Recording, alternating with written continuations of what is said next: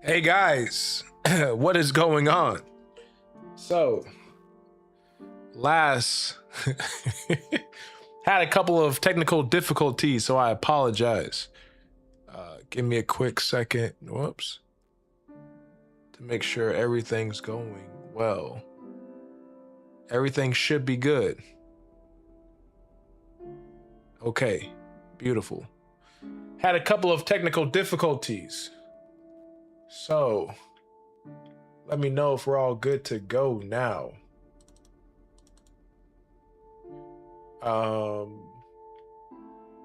Whoops. Let me make sure that this is good. Looks good. Everything's good to go. Beautiful. Beautiful.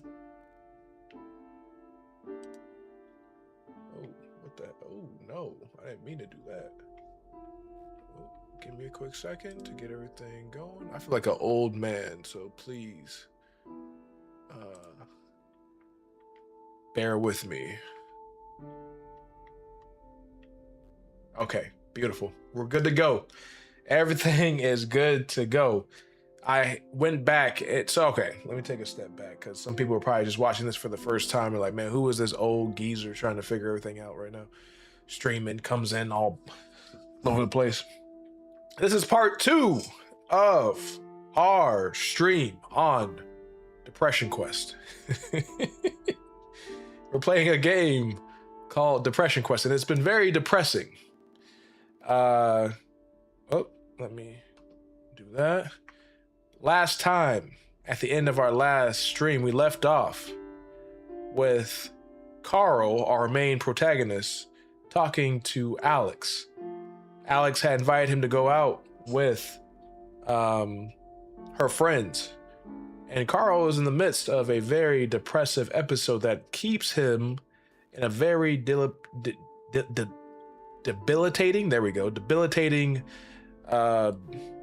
place. So Alex and Carl now having this conversation where Carl asked Alex, "Are you happy being with me?" And Alex said, "Why do you ask me this so often?" And now we are left with our response. So I'll pick up where the conversation started. Carl, I know this is a pretty boring Friday night for you. Are you really happy being with me? Being like this? She turns to look at you. This is Alex. I'm trying to imagine how she's looking. Forehead wrinkled. Why do you ask me that so often? You feel her body stiffen and pull away from yours. Why do you always ask me that? Just a little. And you stutter back. Well, I mean, you start but are unable to try and think of how to answer. So you gather yourself and you weigh the options. It's probably silly, but it's reassuring when I hear that we're on the same page. This is not an option because we're in the midst of a depressive episode. We grew up with a mom that didn't allow us to express ourselves, so that is not an option. I want to make sure I'm right for you. That is also not an option. I know it's not what you'd usually be up for, or up to, sorry. Number 4, I don't know. I guess I get kind of worried that you're getting bored sometimes. This honestly is the best option, even in comparing with the 2 options that you should be able to access if you weren't depressed. Why do I say that? Because you are able to share with Alex, that's her name.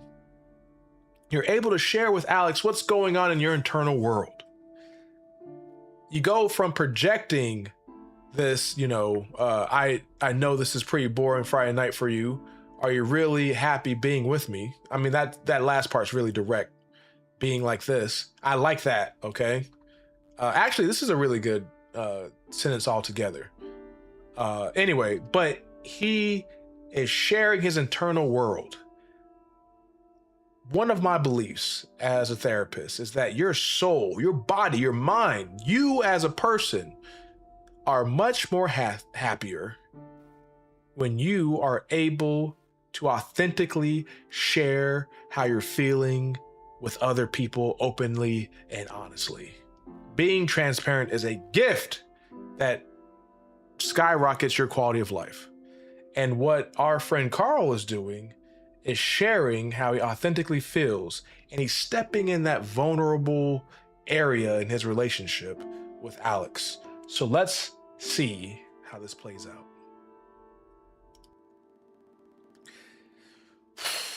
Alex sighs. Look, if that were the case, I would let you know. I don't think you're boring. You're more of a homebody than I am. I'm learning how to deal with that. Deal with it, you think? I thought he said it. I was like, okay, it's about to get heated here. Deal with it, you think, repeating it in your mind. Does she see you as a problem to be dealt with? You try to pick her reply apart in your mind, and all of your conclusions lead. Let me read that again. You try to pick her reply apart in your mind, and all of your conclusions lead to your previous worry that you're holding her back. You begin thinking that the phrasing was chosen without too much deliberation, and that despite her attempts at reassuring you, the slip of the tongue reveals her true feelings. As you picture how much fun she would, Jesus Christ, let me lock in. As you picture how much fun she would be having right now if you had only accepted her invitation and managed to somehow get over your reservations and anxieties. Despite not knowing how you would go about that, she cuddles back up to you. Thanks for putting up with me, you said. Staring at the TV without actually watching it, she sighs and responds.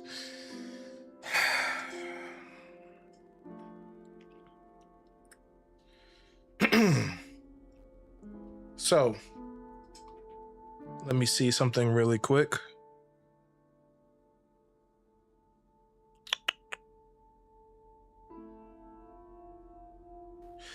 So, one thing, I don't even know if I'd say it's just specifically about depression, but when you're in a depressed state, your mind sees even neutral kind of sentences like, I don't think you're boring, you're more of a homebody. I'm learning how to deal with it. Learning how to deal with it is a neutral statement, but your mind is going to project onto it what it wants to try to make sense of it. Deal with it. She's dealing with me. I'm obviously a burden like I previously thought. And you see all of this going on inside his head right now. This is his internal world. This is what's going on. Does she see me as a problem to be dealt with?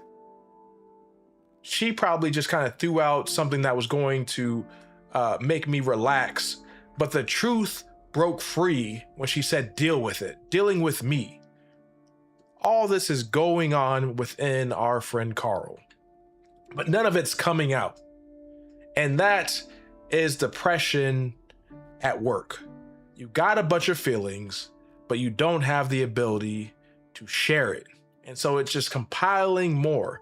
And you see none of this is going on. All of these, I know Alex also has things going on with her. She's obviously frustrated with Carl. You know, she's having doubts as well, but neither of them are sharing. The sighs are saying something, and maybe the deal with it was deliberate, or maybe it was an insight into Alex and she was frustrated. But the problem here is that we have two people who are half communicating what's going on within, and that leaves, hold on. Let me see. Okay, never mind. Sorry about that. Hold on. Is the music too loud at all? Someone let me know.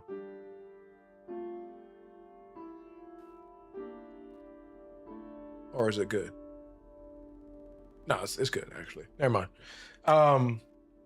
What was I saying? You have two people who have these two worlds that are only half being transparent, so neither of them can actually step into the deep, dark waters of vulnerable communication and sharing how they both feel about each other and getting to a place where they're able to make right decisions for themselves and see and examine where this relationship actually is. So let's see. And I want you guys to remember something important. Carl is deeply depressed. Even activities that he used to enjoy have little to no interest for him. And they changed it. And he exists in a near constant state of lethargy. He's not seeing a therapist. He's not taking his medication. He's just muscling through it. Next day, it is a breezy Sunday afternoon. You've allowed Amanda, an old friend from school that is in town for the weekend, to talk you into leaving the house for coffee and catch you up. What does Amanda have that Alex doesn't? Do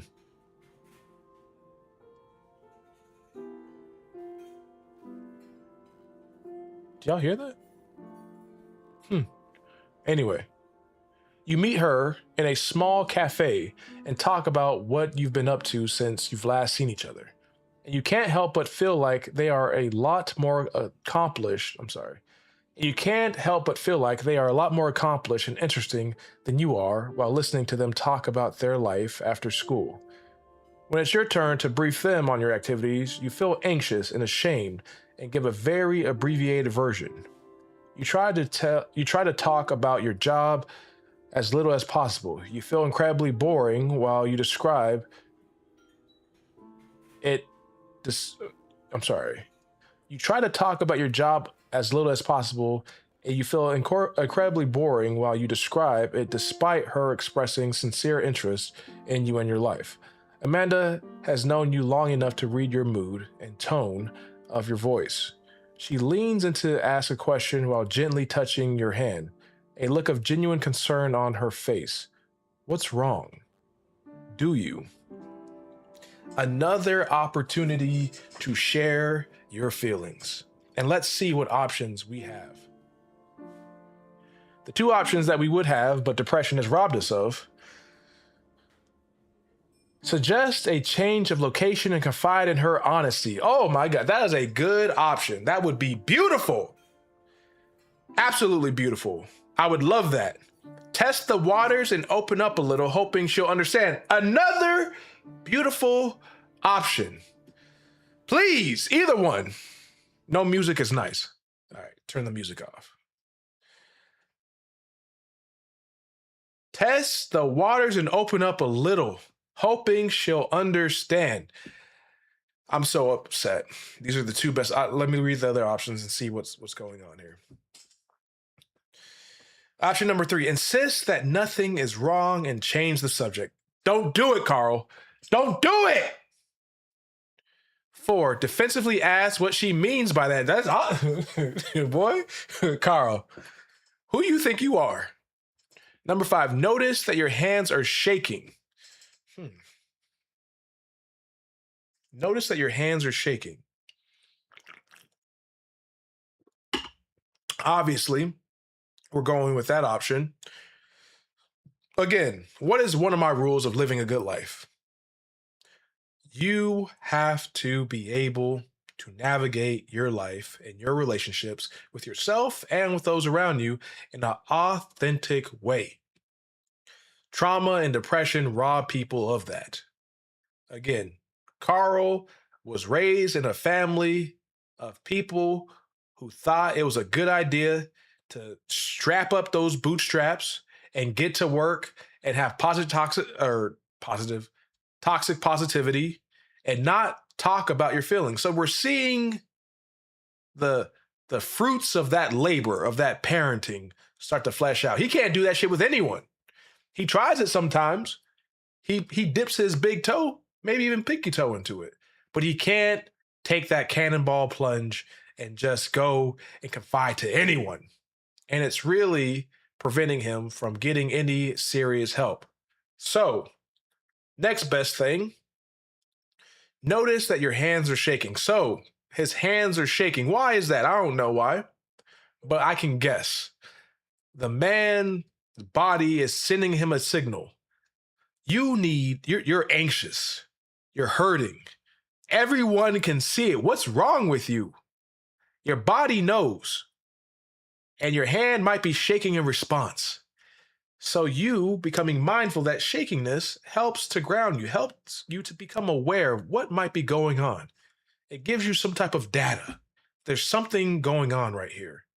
And plus, let's take a step back. I'm proud of you, Carl.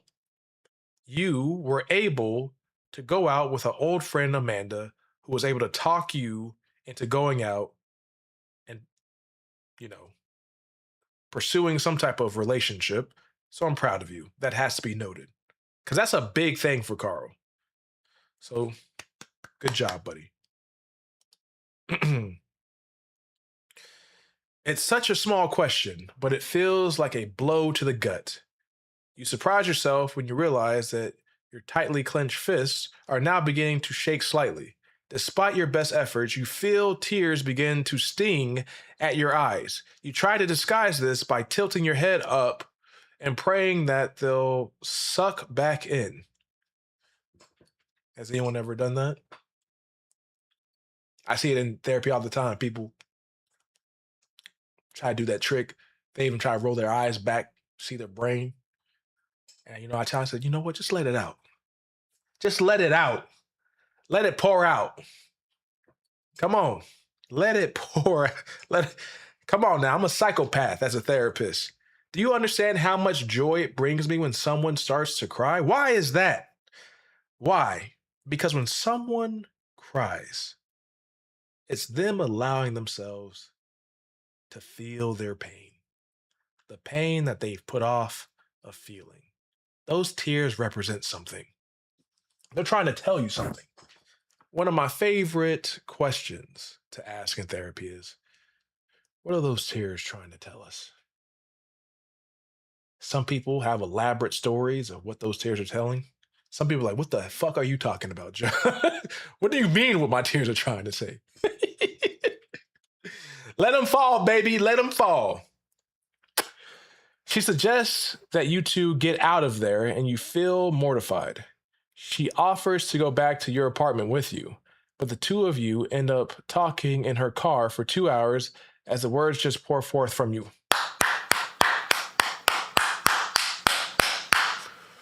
Let's go, Carl. Let's go. Proud of you, boy. Come on. And good on Amanda. Woo!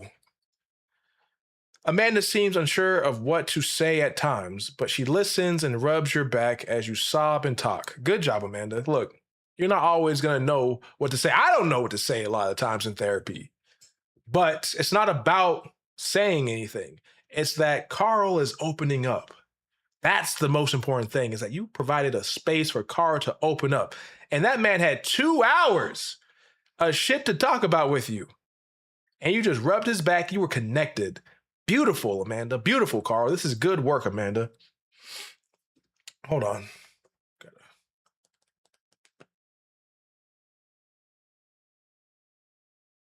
Oh, she said, oh, okay. You like the music. Okay, my bad. All right, gotta put a little chapstick on. All this talking. Let's keep going. We're still okay. We're still good. Amanda seems okay. I think I already read this. Oh, no. Okay. Amanda seems unsure of what. Let me restart this. Jesus Christ. I'm just so proud of Amanda doing good work. Amanda seems unsure of what to say at times, but she listens and rubs your back as you sob and talk. She asks if you're going. I'm sorry. I gotta get this part right because this is an important part of the story. She asks if you're gone. Jesus Christ, why am this is this is a tricky sentence, y'all. Like it if I can get through. If I get through this without stuttering, you need to like the stream. I beg that you like the stream. She asks if you've gone to a doctor about this, and you admit that you haven't. She admits that her mother is seeing a very good therapist in town and offers to ask her about it. Amanda is just an amazing Amazing. She is. Look here. I don't even know what to say right now. I'm just so proud of Amanda. People, oh my God, Alex or Carl, good friend. W Amanda. Okay, let me keep going. I'm just so excited. This is really getting me. I'm invested in this story now. You're not thrilled about the idea of going to a therapist, and even less thrilled that Amanda might be telling someone about your problems. But she persists and tells you she'll email you the doctor's contact information later in the week. For someone who's so depressed, Carl has a good support system. He has Sam, his friend, that's giving him a cat, not only giving him a cat, but giving him all the things he needs to start out, shots and a kennel and food. He has Alex, his girlfriend, who is understanding and patient with him. Yes, she's a little frustrated with him, probably, but she's still there. She's hanging in there. She's communicating with him that you're just a homebody. He's also very depressed, Alex, but it's okay. This was 2013. Mental health wasn't as obvious back then, but you're there in the trenches with him.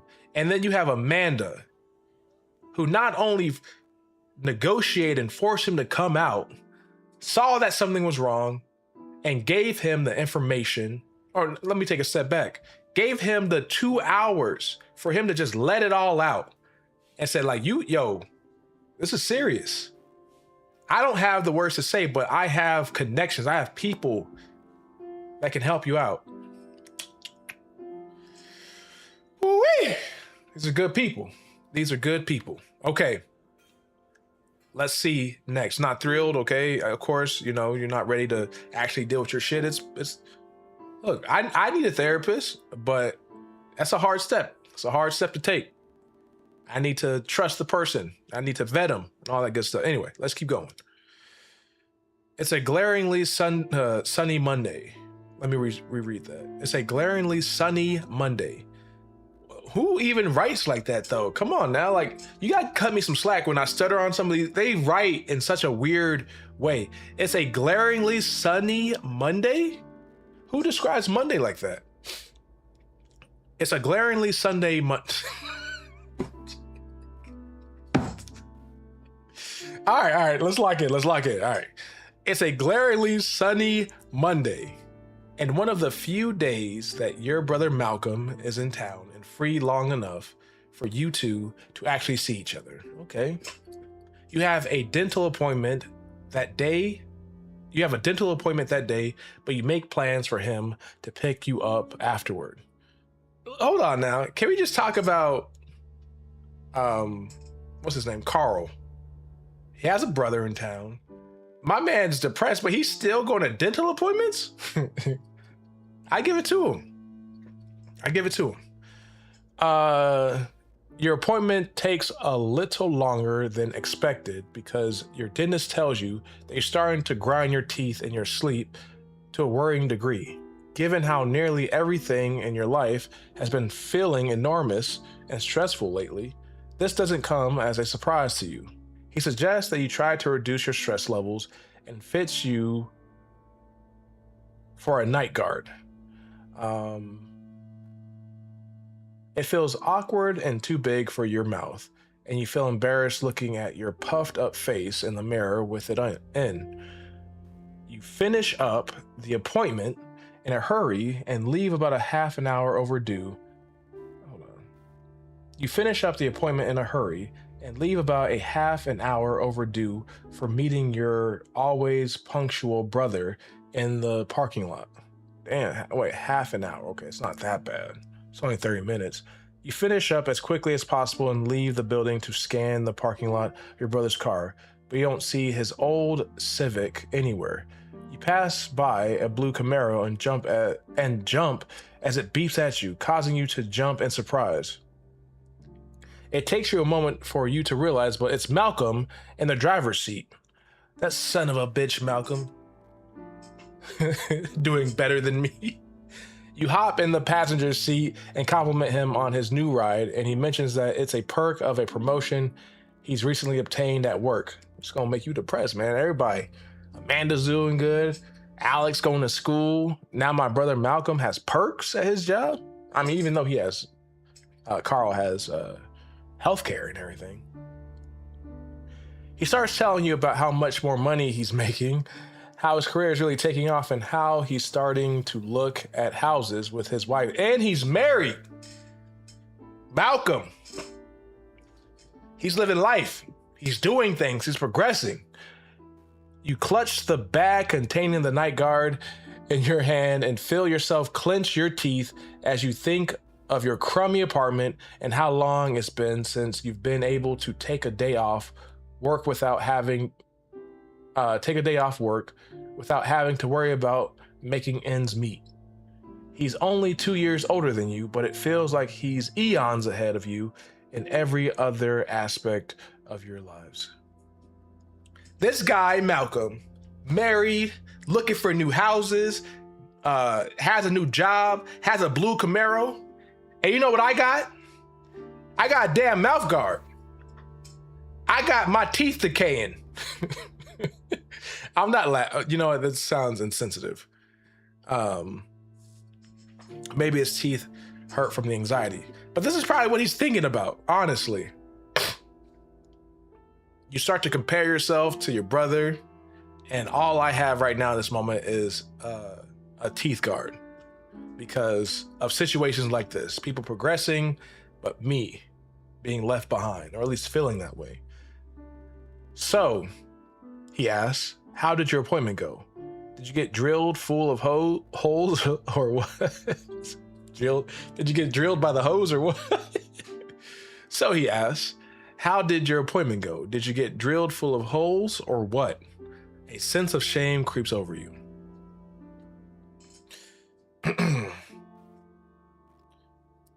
Again, what is shame?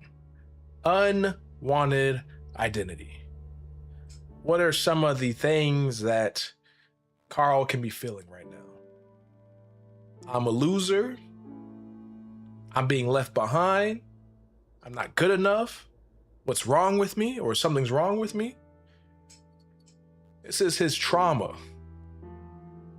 And so now this is triggering him, and there's probably going to be some type of increase in his depression or anxiety or whatever he's feeling right now.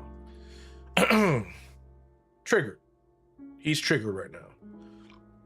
Excuse me. So the healthy options: laugh about your dorky night guard with your brother. Make some light of it. That'd be cool. A little bonding moment between you and bro. Tell him about the night guard and why you need it. Go the more educational, kind of scientific route. No humor. Lie. Tell him it was a routine cleaning. All right, we're going to see the other option. Tell him about your tooth grinding problem, but not the stress causing it. All right. So what would someone who's depressed usually do? Probably lie. They don't feel like dealing with this shit or anything around why they're currently depressed or sad, which is, I got a mouth guard and my brother has a Camaro, a hot wife, and he's looking for houses. I got a mouth guard and a tooth grinding problem and severe depression. But I'm going to go with what I want him to do. I want him to open up about it. At least let some of it out, what's going on.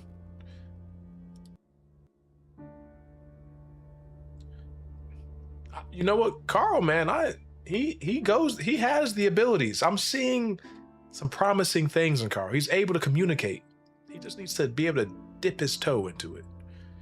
Not just dip his toe, but dip his whole ass into that water of vulnerability. The dentist said, I'm apparently grinding my teeth too much when I sleep. Oh, Malcolm replies, been stressing out lately, kiddo?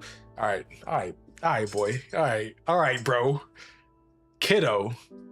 You're 2 years older than me, boy. Come on now. Bro. Calling me kiddo. Who you think you are? I guess he does have a hot wife. He's looking for houses and he has a blue Camaro, so he can talk to me any way he wants. Deciding that you don't really want to go into it, you tell him that you don't think that that's the case and it's probably just a random thing. He doesn't pry further. You know why? Because mom didn't teach us to do that. Keep it surface level. and instead begins reminiscing with you about the time you chipped a baby tooth because he accidentally knocked you over once. Not only do we not go into detail about my life, we also re-traumatized me with one of your past memories of you bullying me and hurting me in the past. Malcolm, man, it's downhill. It's downhill from here. After meeting with Malcolm, you go out for dinner and catch up on things, but you still feel somewhat distracted by the gnawing anxiety in the back of your mind. Though you enjoy your brother's company, you still feel like you want nothing more than to go home and hide from the world tonight. It becomes hard for you to try to stuff all of your horrible feelings down and go emotionless when someone like the dentist can see a fraction of what's going on inside of your head. It leaves you feeling embarrassed and weak, and you hate yourself for feeling that way. You wonder if you're really fooling anyone into thinking you're a normal person, and then you wonder if your brother knows and is hanging out with you out of pity tonight. After he drops you back off at your apartment, you throw the night guard out. You can't stand to even look at the thing.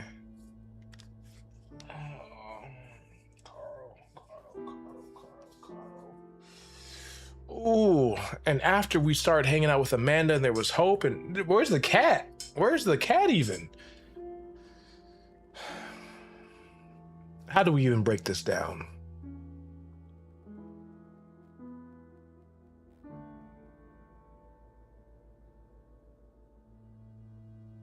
Hmm.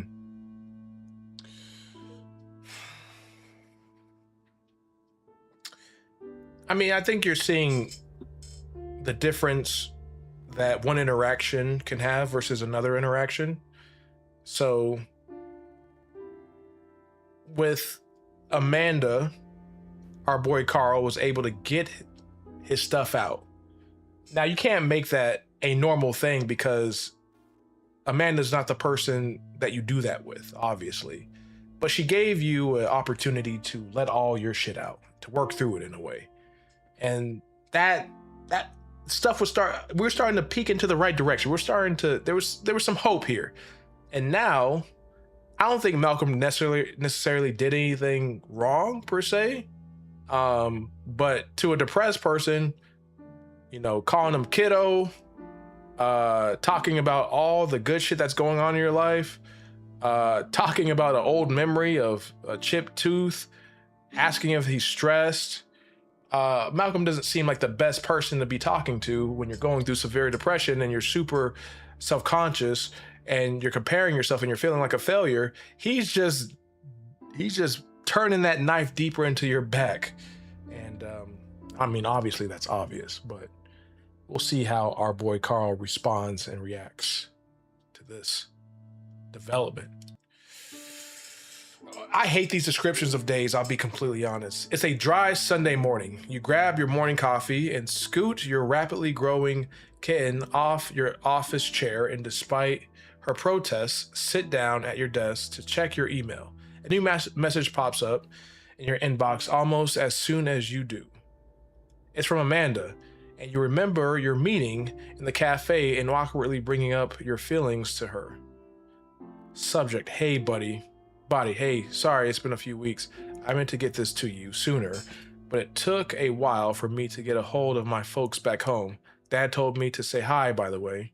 Anyway, I remembered what we talked about last time I saw you, and I hope you aren't insulted by I asked my mom for the number for her therapist. Don't worry, I didn't tell her who it's for.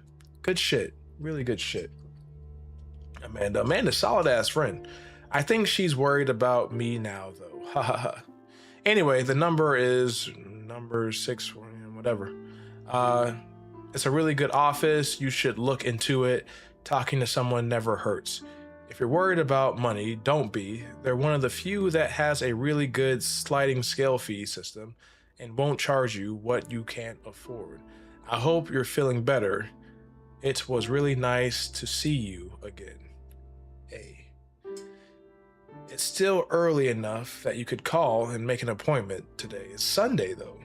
I don't know any therapist working on a Sunday. I'll be completely honest with you. Your kitten curls up in your lap as you consider what to do. Okay, let me gather myself.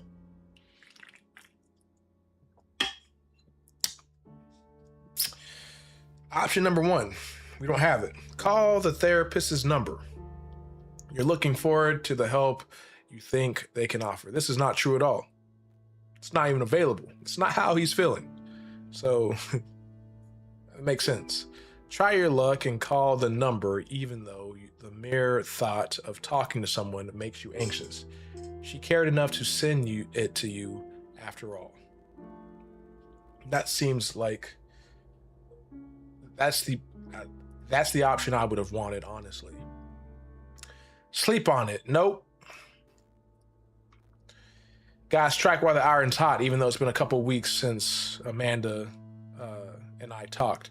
Sleep on it and see how you're feeling in the morning. You're not keen on the idea at all, but you don't want to disappoint Amanda. All right. So my man's not motivated at all to go see this therapist, is it? Close the email without thinking more of it. This has been embarrassing enough already. You see what's happening right now to me? I'm annoyed right now. I'm so annoyed right now. And again, I'm not special. So if I feel this way, knowing more about, what's his name, Carl, this is how other people in his life are starting to feel. They're trying to help. They're asking questions. But Carl is so debilitated by his depression that he can't get out of his own way. So let's talk about this real quick. I said earlier that there are parts of Carl that want to open up to other people, that want to escape this depression, and want to, do what it has to do what he has to do to deal with this. People with depression don't want to be depressed. So, despite having all these people in his life, despite having all these opportunities to start to deal with the problem, why doesn't he take, or why is he unable to take advantage of these opportunities? So, this gets into, what does a therapist do? A therapist removes obstacles. So, Carl wants to stop being depressed. He wants to be a better boyfriend. He wants to do all these projects, but there's an obstacle in the way. A lot of people know what they want to do in life when they come into therapy. I don't want to be depressed. But that is in their conscious part of their brain. Conscious part of your brain, the prefrontal cortex. A lot of people come into therapy knowing and wanting and being aware of what they want to achieve. But even though they want these things, there's something getting in the way of them being able to achieve that goal of not being depressed anymore. So I want you to think of your mind as like two different areas. There's the logical, conscious prefrontal cortex part of your brain. That's very logical. That's very aware. That's very, that thinks a lot. That's rational. And then there's the subcortical part of your brain. The subcortical part of your brain is your subconscious. It's your nervous system. It's your unconscious. It's the lizard brain. It's where the emotions are. It's where your trauma is. It's where your depression is. The subconscious part of your brain is thousands of times more powerful than your conscious brain. So even though you want to stop being depressed, there's something in the subconscious part of your brain. Your depression is like fixed in there. It is a reason why you, even though want to stop being depressed, can't just will yourself out of it. Because your depression and the trauma that your depression protects is in the subconscious part of your brain. So that's why you need to go to a therapist, because a therapist removes that obstacle, at least a good therapist. And how do we remove that obstacle? There's a lot of different techniques and stuff like that, but we call it integration. We do the work of combining the subconscious and conscious part of your brain. And we start to make you aware and process why you're depressed, what kind of trauma leads to it. And this is the deep work that doesn't just help you avoid symptoms or take care of symptoms of depression, but actually helps you heal and understand the sources of why you're depressed and what the trauma is behind your depression. Excuse me. It's very intense, it's very emotional, and it takes time, but it's what actually helps someone cure and come to peace and deal with the root causes of their depression. Hopefully that makes sense. So, with all that being said,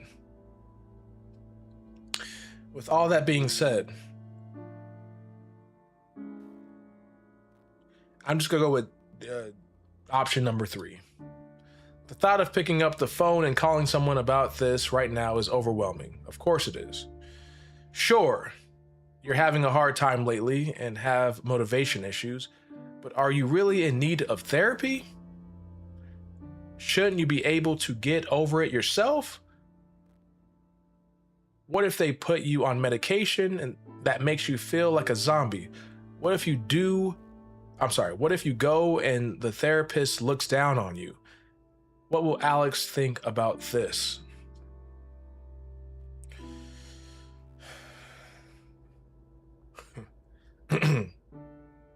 This all makes sense for someone who's depressed, but not depressed enough.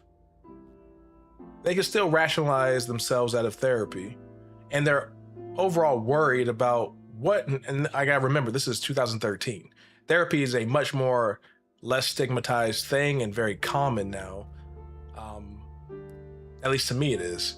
It's normal. People hear you go to therapy and they're like, oh, okay, good for you, man. How's it like? Before they might be like, man, crazy, man. Dang, he's in therapy. You hear Carl? Man's in therapy. Shit, what's wrong with him? Oh, we don't shoot up the place? Sorry, you gotta have a little humor about these things. But you're seeing all these different parts that are trying to protect Carl from going to therapy and what that means. Therapy might cause people to look at me differently. Therapy might get my hopes up and I might start to think that I can get things in order or better. But what if I open up and my therapist judges me or looks down upon me and I get in an even worse place? You're seeing how when there's options to improve your circumstances, there are parts of Carl that come in that shoo it away and help him avoid it. And these parts are trying to help and protect him, but they're, in the long run, causing him to stay in this depressed state and not actually seek the help he needs to adequately deal with this problem. Anyway, trying to think about all these things at once makes it feel like a very big deal. And you decide to take your time to think on it. Okay. The rest of the day passes quickly, and that night you have a hard time trying to sleep because your brain is too busy thinking about all these things and imagining all of the ways it can go horribly wrong. There you go. You're trying to protect yourself from this. The next morning you check your email again with blurry eyes and a mewing kitten.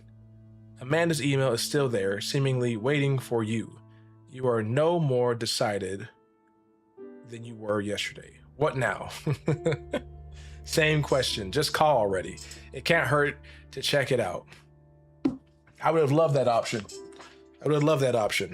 You know what's, I'm starting to get depressed by this game right now. I'll be honest. It's wearing thin on me. I'm getting tired. Let's lock in. Call after wrestling with it for a few minutes longer. Don't call. This is way too much for you to be able to deal with right now.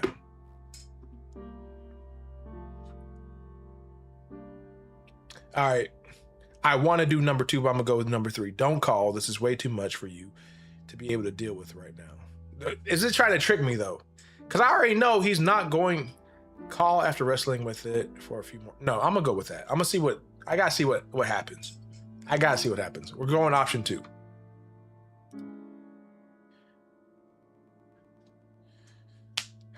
You read through Amanda's email 2 or 3 times, then sit and stare at your computer for a while. He's really mewing over this decision. This is a big decision. While the memory of that uncomfortable conversation makes you feel newly embarrassed and self-conscious, part of you is also encouraged by the fact that she cared enough to get back to you at all. You matter. Sitting in front of your computer, you start to question things like whether or not Amanda sent you this number out of pity or perhaps some sense of obligation after having listened to you. You question her motives and the validity of her concern and whether or not you think seeing a therapist would even be helpful. Yet almost unconsciously, you reach for your phone, and before you realize what's happening, you're listening to the therapist's line ring. Let's go, Carl. Let's go, baby. Come on. I'm starting to get some life back into me. There's some hope. There's some hope. Let's go, Carl. Before you can bring yourself to hang up, you're listening to the slightly... Let me read this again because I gotta get this right. I gotta get this right, baby. Before you can read your... All right. This is the one. Before you can bring yourself to hang up, you're listening to the slightly clinical but not unpleasant voice of the receptionist ask how she can help you. I'd like to make an appointment with the doctor. You manage to stammer out. Okay, Carl. The conversation is quick and not nearly as unpleasant as you were fearing, and quicker than you can say Freudian slip. You scheduled an appointment.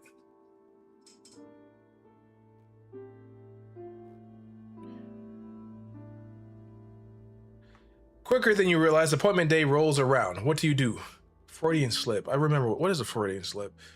It's when there's I guess some truth in what you're saying, or you mean to say something else, but then let's say that a girl looks fat in her dress or something like that. You say, yeah, you're big and beautiful. I don't, you know what? That's a horrible. That's a horrible example of a Freudian slip. Okay, let's say you're in the closet. Okay, here we go.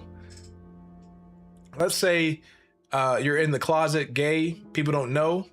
Freudian slip is like, man, I would die for a glizzy. I mean, I want a corn dog. I mean, can we get a burger? Sorry. Hopefully I'm not the only one that found that funny. I thought that was good. My wife said, terrible example, just stop. So hopefully you guys know what a Freudian slip is now. Anyway, we have options. I gotta remember where we're at. He scheduled the therapy appointment, and the day has come quicker than he realized. What are our options? Go to the therapist's office. Obviously, that is not an option. Why? Because we are deeply depressed.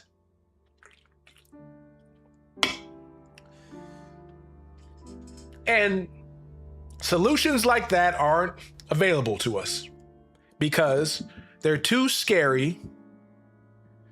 They're too much for us. It takes a lot of effort. And what if it doesn't go the way that I want? What if I spill out? First off, I have to share my deep, dark secrets. I gotta share my feelings. I got way more than just 2 hours of stuff I share with Amanda. I got much more. And I don't even know if I want to face all that stuff, let alone trust someone to take all that stuff and do something with it. But what if they judge me? What if they're not cool like that chocolate therapist that I see on YouTube? What if they suck? Like I hear all the time. So let's not open up that can of worms. Let's not open up our feelings because first off, that might be hard. And second off, what if it's not worth it? It's hard to pray. You see, you can kind of see how your mind tries to protect you from it, but also how it keeps you stuck in this depressive state, digging yourself deeper and deeper, pushing off solutions further and further away. As you get worse and worse. Head to the therapist's office even though you're totally unsure. Oh shit. My goodness. I'm drinking Poppy, by the way. That's why I'm so burpy. I apologize. Option number 2, head to the therapist's office even though you're totally unsure of what to expect. Option number 3, sit in your car terrified and try to talk yourself into/out of going. Option number 4, just the thought of going to your appointment ties your stomach into knots. You crawl back into bed. All right, well, we're not even going to pay attention to option number 4. That is not our vocabulary, Carl. We have come too far. All right, so this is basically the same option. Head to your therapist's office even though you're totally unsure of what to expect. Sit in your car terrified. Try to talk yourself out of going. All right. I like this one. I like this one because he's aware that he's scared and he's admitting that he's scared. He's not bullshitting himself. This is the way of his mom and the family system that he grew up in. I'm going to choose this option and I'm going to try and muscle through it. He's bullshitting himself. Not a good option. Number 4 is not good. We're not even focused on number 4. Sit in your car terrified and try to talk yourself in. Okay, so we're talking to ourselves. Beautiful option. That's a really good option, actually. You sit in the driver's seat of your car for several minutes trying to decide what to do. You think of all the help that this could allegedly offer you. Allegedly. That's funny. And worry desperately about disappointing Amanda if you don't go. He's still worried about disappointing. Look, lovingly fuck Amanda, all right? Carl, it ain't about Amanda at this point. Yet, at the same time, the utter fear of having to talk to a complete stranger about these things is paralyzing. You know what's very funny? A lot of people come into the first session of therapy a little anxious, but they ready to talk though. A lot of people find it easier talking to a complete stranger than someone that they know in their life. So it's kind of funny that they highlight that talking to a stranger could be paralyzing, but boy, once you give them the space and they crack open that seal, it's wild crazy. Look at it. That's how people be in therapy. I don't know, John. I mean, I guess there's some things, where do I even start? And then 5 minutes later, can't handle it. And they just dumping on me. And I'm proud of them because I can handle it. I know I just said I couldn't handle the water. I can handle your trauma. I can handle your depression, your anxiety. You ain't gotta be scared, baby. Just dip your toe in and eventually that water's gonna get warmer and warmer. Then you're gonna work your way down the leg, the other leg, your torso, your hips. And then by the end of the first session, we're gonna be good friends. And you're gonna be back for more because you needed that. Anyway, you worry about sounding whiny and melodramatic, or that the therapist will be mean, or that I'm appalled. A woman therapist? They're great. Women therapists are great. But get you a man. Get you a man. Get you a real man. Try out a man every once in a while, We here too. I know women make up about 80% of the profession, but we here too. Anyway, you worry about sounding whiny and melodramatic, or that the therapist will be mean, or that she won't understand what you're trying to say. You worry that people will find out and that you'll be seen as defective somehow. You sit in the driver's seat of your car for several minutes trying to decide what to do. While you are terrified of seeming melodramatic or defective more than anything else, you're terrified of disappointing Amanda and not going. Okay, so this is the other side of things. You're seeing, jeez, man. You're seeing the trauma that's underneath the depression start to come out. I'm defective. I'm gonna be melodramatic. I'm gonna be too much. What I bring to the table isn't gonna be important. This person is gonna be mean to me, and it's gonna put me in a place of danger. You're seeing how the depression is starting to form and like be this corruptive belief system. My wife said too many mouth noises. Give me a second. Okay.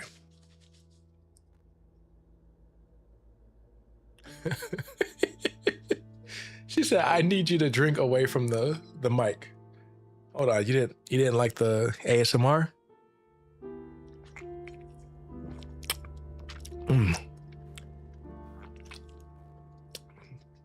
Poppy, sponsor me. Sponsor me. Sorry.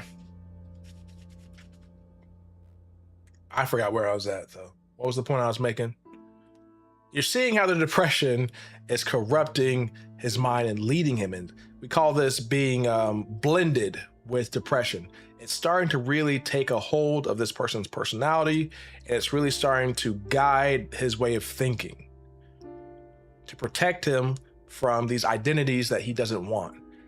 There's a good chance that his trauma deals with relationships, obviously, but relationships that made him feel inadequate, defective, like he was being too much with his emotions, he's being melodramatic.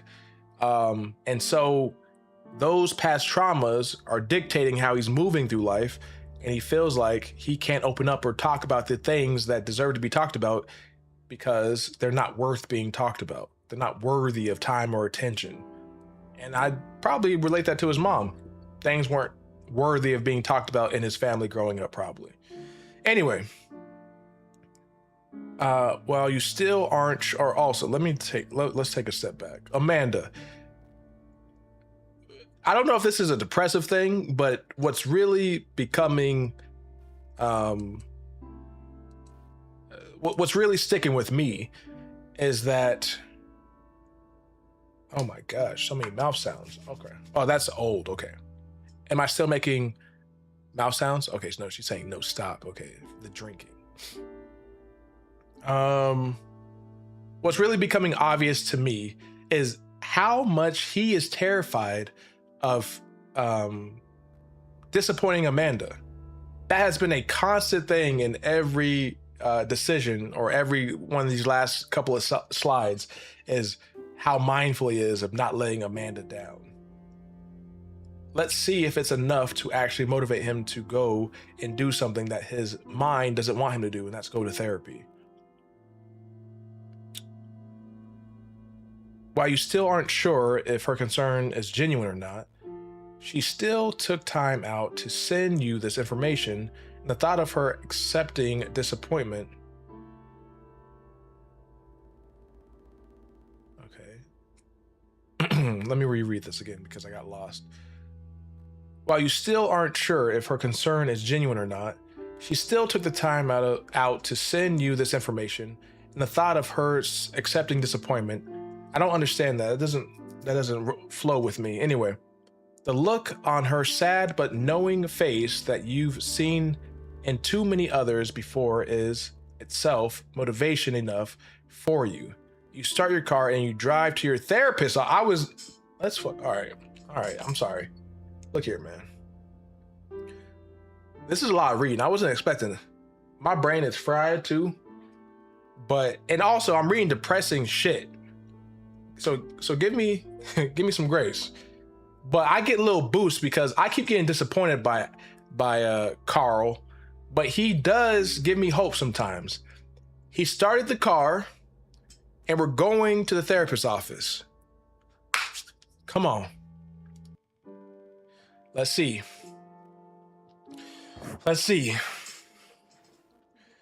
You have your first session with your new therapist, Dr. Susan Melville. Let's go!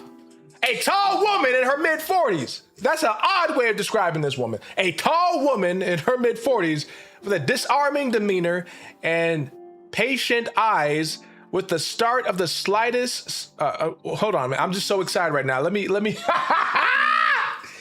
Let's go. Susan, let's do some work. I could learn something from you, girl. Let's see.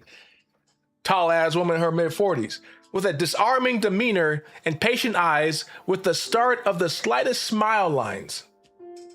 I'm trying to picture that. With the start of the slightest smile lines. Am I hearing something?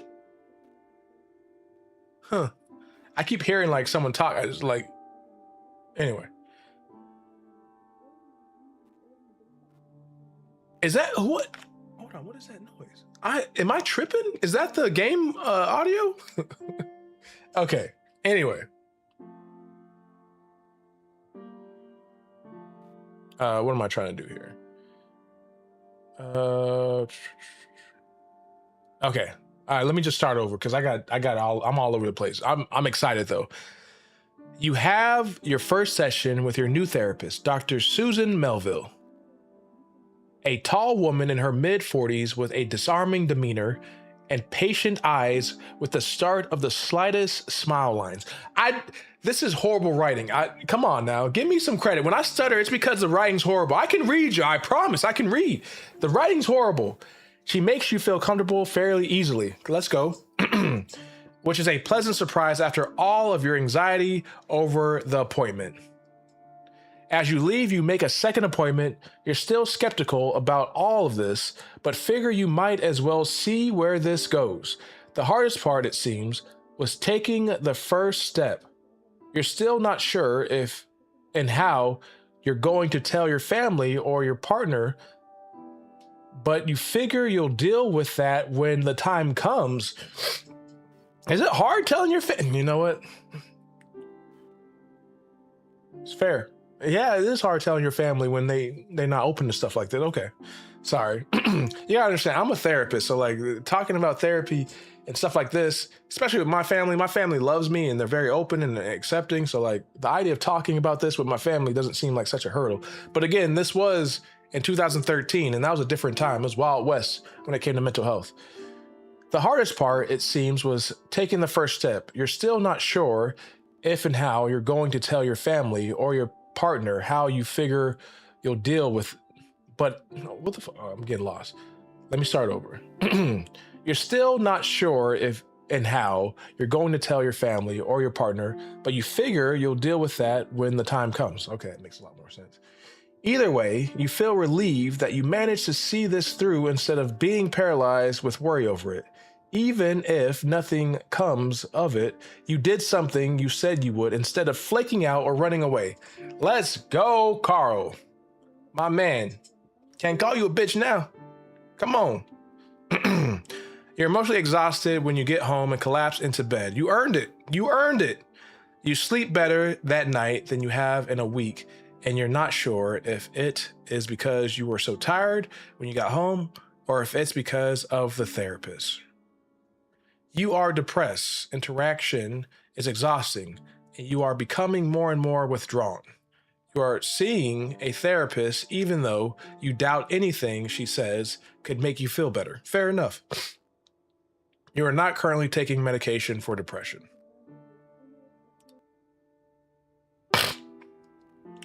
It is early on a Wednesday morning. Lately, you've developed a nasty habit of waking up 10 to 20 minutes before your alarm rings. And unfortunately, today is no exception. You lay in bed each minute, ticking closer and closer, and wake up time, and passing on a swelling wave of ever-encroaching dread. Sooner than you would have liked, your alarm blares with caustic inevitability. Jesus Christ. You frantically pound the snooze button and then retreat under your blankets, as if the warmth of your comforter can shield you from the passage of time. You almost always, this is getting exhausting, Jesus Christ. Where's the end of this game? You almost always have difficulty rising from bed, but today that simple task seems nothing short of Herculean. After several snooze cycles, you decide that you just can't deal with work today. You're incapable of even rousing yourself from bed, let alone going into work and having to force yourself through a workday. Not to mention, you've snoozed so many times that it would be impossible to make it in on time now anyways. What do you do? Head into work, at least you can leave early. If it gets too unbearable, call your boss and tell him you're sick and won't be in today. All right, we're just gonna go with that option. In spite of the fact that you know that it's your job and that you should go, you keep fighting yourself every step of the way. Every time you resolve to climb out of bed and just go, your body seems to get heavier and your head gets foggier, and you find yourself unable to actually make yourself move.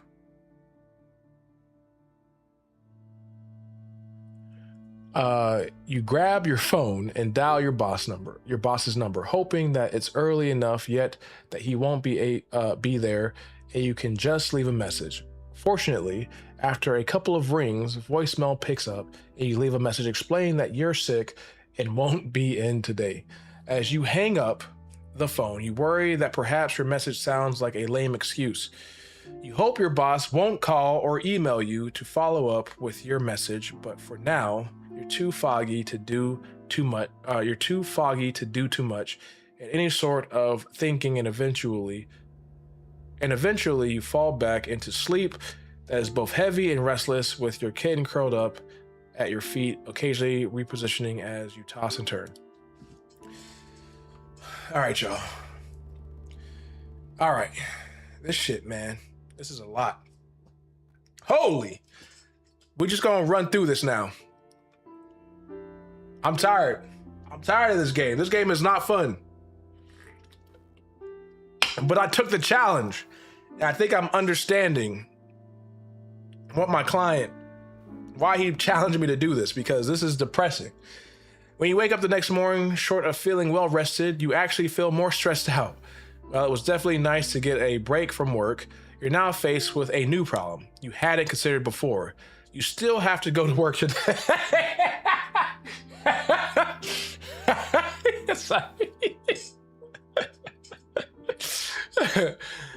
He didn't consider that? That wasn't something that he was aware of? And he still got 2 days left, because it was Wednesday yesterday.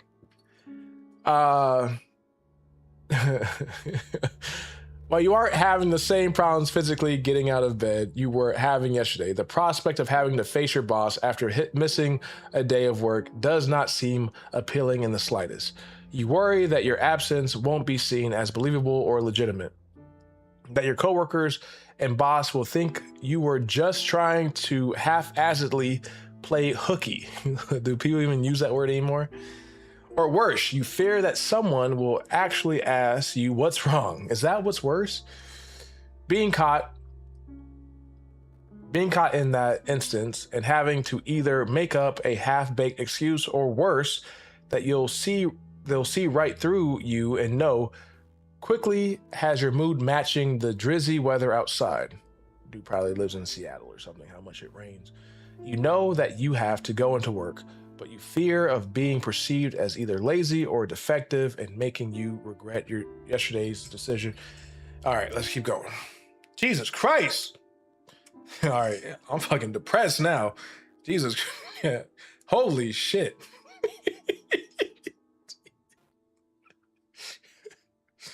Oh, I'm sweating. I'm hot. I'm depressed. This game is, all right, I want to be done with it. All right, I hope we're almost done. This music is killing me. This is not fun. This game sucks. All right. Okay. Okay. It's 2 a.m. on a Sunday, and you have work in the morning. You roll over to see the sickly green glow of the time displayed on your LED alarm clock, and let out an exasperated sigh. Oh my gosh. You've been trying to fall asleep for over 3 hours now to no avail. Every time your head hits the pillow, You're overcome with anxious thoughts that wrap themselves around each other. Worries about your job lead to worries about your future, lead to worries about your very identity, and you're unable to shake them off long enough to doze off. Your eyes won't even stay shut as your mind races through imagined scenarios going horribly wrong, which you promptly attribute or which you promptly attribute to your general worthlessness. There it goes. There it goes. Your thoughts run too fast for you to come to a satisfying conclusion on any one of them. Your room is completely silent, but the silence has given way to a loud static noise uh, rattling around inside your head. Your head beats loudly, and you worry it's beating a little too fast. You worry that if you focus too strongly on your racing heart, you'll freak yourself out hard enough that you have a heart attack. You have to be awake for work in a mere 8 hours. You know that your work is so much worse on only a few hours of sleep. What do you do? All right. Let me put in some type of feedback here. What can I say? If I'm look, man, this game sucks. I'll be completely honest. So I'm trying to make a wine out of shit right now. So me as a therapist, when I am trying to help someone with depression, we have to understand and get to the trauma that this person has experienced. Again, trauma is two things. It is kind of a bad experience, unless we're talking about CPSD, then it's a bad experience that's been experienced day after day after day. And that has left you with a calcified, kind of negative, traumatic identity of yourself. In this case, you see it right here, worthlessness. The depression that Carl is having and experiencing is trying to protect him from his worthlessness. So, as a therapist, I have to uncover that. That is part of the, I don't even know if I want to call it fun, but that's the excavation of therapy. I and you are trying to understand why you are the way that you are, why you're currently going through depression. So we understand that at the root of his trauma, there's a feeling of worthlessness. But there's memories. There are traumatic memories attached to why this person's feeling worthless. And unless those memories are healed, processed, and integrated into his consciousness, and he's able to process them with EMDR or IFS therapy or any other type of modality that does that, this is like a bruise in his brain that never heals. And what therapy does is it takes that bruise and it massages it. It's very emotional. We awaken that trauma, we process it, and then it smooths over. This takes very intentional, very deep work. And it might not make sense how I'm explaining it right now, but that's because my brain is cooked and this game is depressing. It's beating the shit out of me. And I'm running on fumes right now. So we have one option. This guy is this guy, he's depressed, as it says right here. I have work in 8 hours. What do I do? Force yourself to go to sleep. That's not an option. Go to bed. It shouldn't be that hard. That's not an option. Just close your eyes and let it happen. Why won't your thoughts back off for 5 seconds? Snap out of it. What is wrong with you? Why can't you stop stressing out for 5 seconds? You're probably going to go into work tomorrow exhausted and fuck everything up and get tired. So now you're starting to see all these different thoughts and fears start to spiral in his mind. The problem is, like I said, Carl has been dealing with his depression for decades now, and it has piled up. More so, how should I say it? Carl hasn't been able to express his emotions for decades now, and it's piled up. He can no longer suppress how he's feeling. And now, because he can no longer suppress his feelings, they just run rampant. You got feelings of go to sleep and try to go to sleep. You got feelings of what's wrong with you? Why can't you be normal? And because of this, he can either go to sleep or he can either do anything or feel normal. He goes and he tries to dissociate. Go to your computer. Sleep is Jesus Christ, I'm dissociating right now. Go to your computer. Sleep is clearly not happening no matter how long you lay here. So let your mind go somewhere else and escape this current hellhole that you're experiencing right now. Dissociation. Oh my God.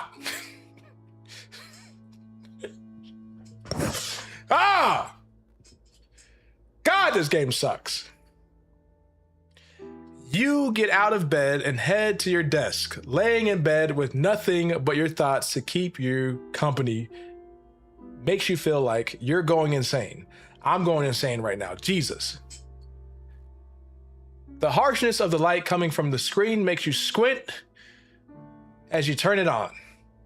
Despite how often you find yourself in this exact situation, there have been so many nights lately just like this. As you begin reading a news story, an online friend of yours IMs you at 2 a.m. in the morning. Addict. You're up late again, I see. You. Yeah, can't sleep.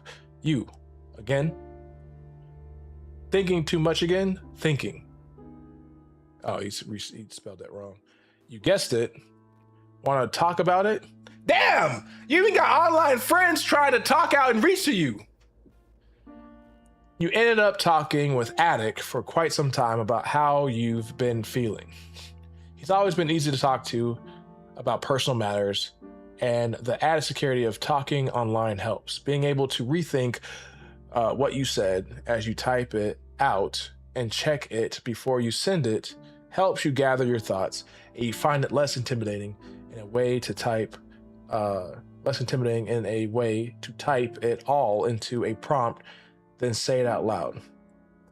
Oh my God, I'm about to quit this game. I don't want to be that guy who thinks they can diagnose something because I read a Wikipedia article, but it kind of sounds like you might have depression. Damn, my man, okay. Did someone finally told him? He had no clue. You should talk to someone about that, like a doctor. You pause. Are you really that transparent? Or is it that you've gotten used to talking about your feelings at this point? Your insomnia makes you a little paranoid, but you shake it off. We can do some research and see if there is a good doctor near. What kind of online friend is this? What? It's 2013 too. It's not like you're going back to sleep anytime soon. This man knows you. Might as well do something while you awake. Smiley face. Oh, while you're awake. Option number 1. This is just a low night. I am normally able to sleep and I don't have depression, but thank you for your concern. I'm glad we don't have that option. Holy shit, okay. That's a good option to not have. Option number 2, no, that's okay. Option number 3, actually, I have talked to someone about it. Damn, I can't say number 2 because it just ends the conversation at that point. But this opens the door to more conversation. Let's see what happens. Oh, okay. I'm glad you're taking that step. I've heard it's not an easy one. I know, man, this guy Attic is great. I know people kind of suck at understanding this sort of stuff sometimes, but there's nothing wrong with having depression. You wouldn't be ashamed to have bronchitis or something. My man, Attic, good ass friend. So there's no reason to be ashamed if it's your brain that's sick instead.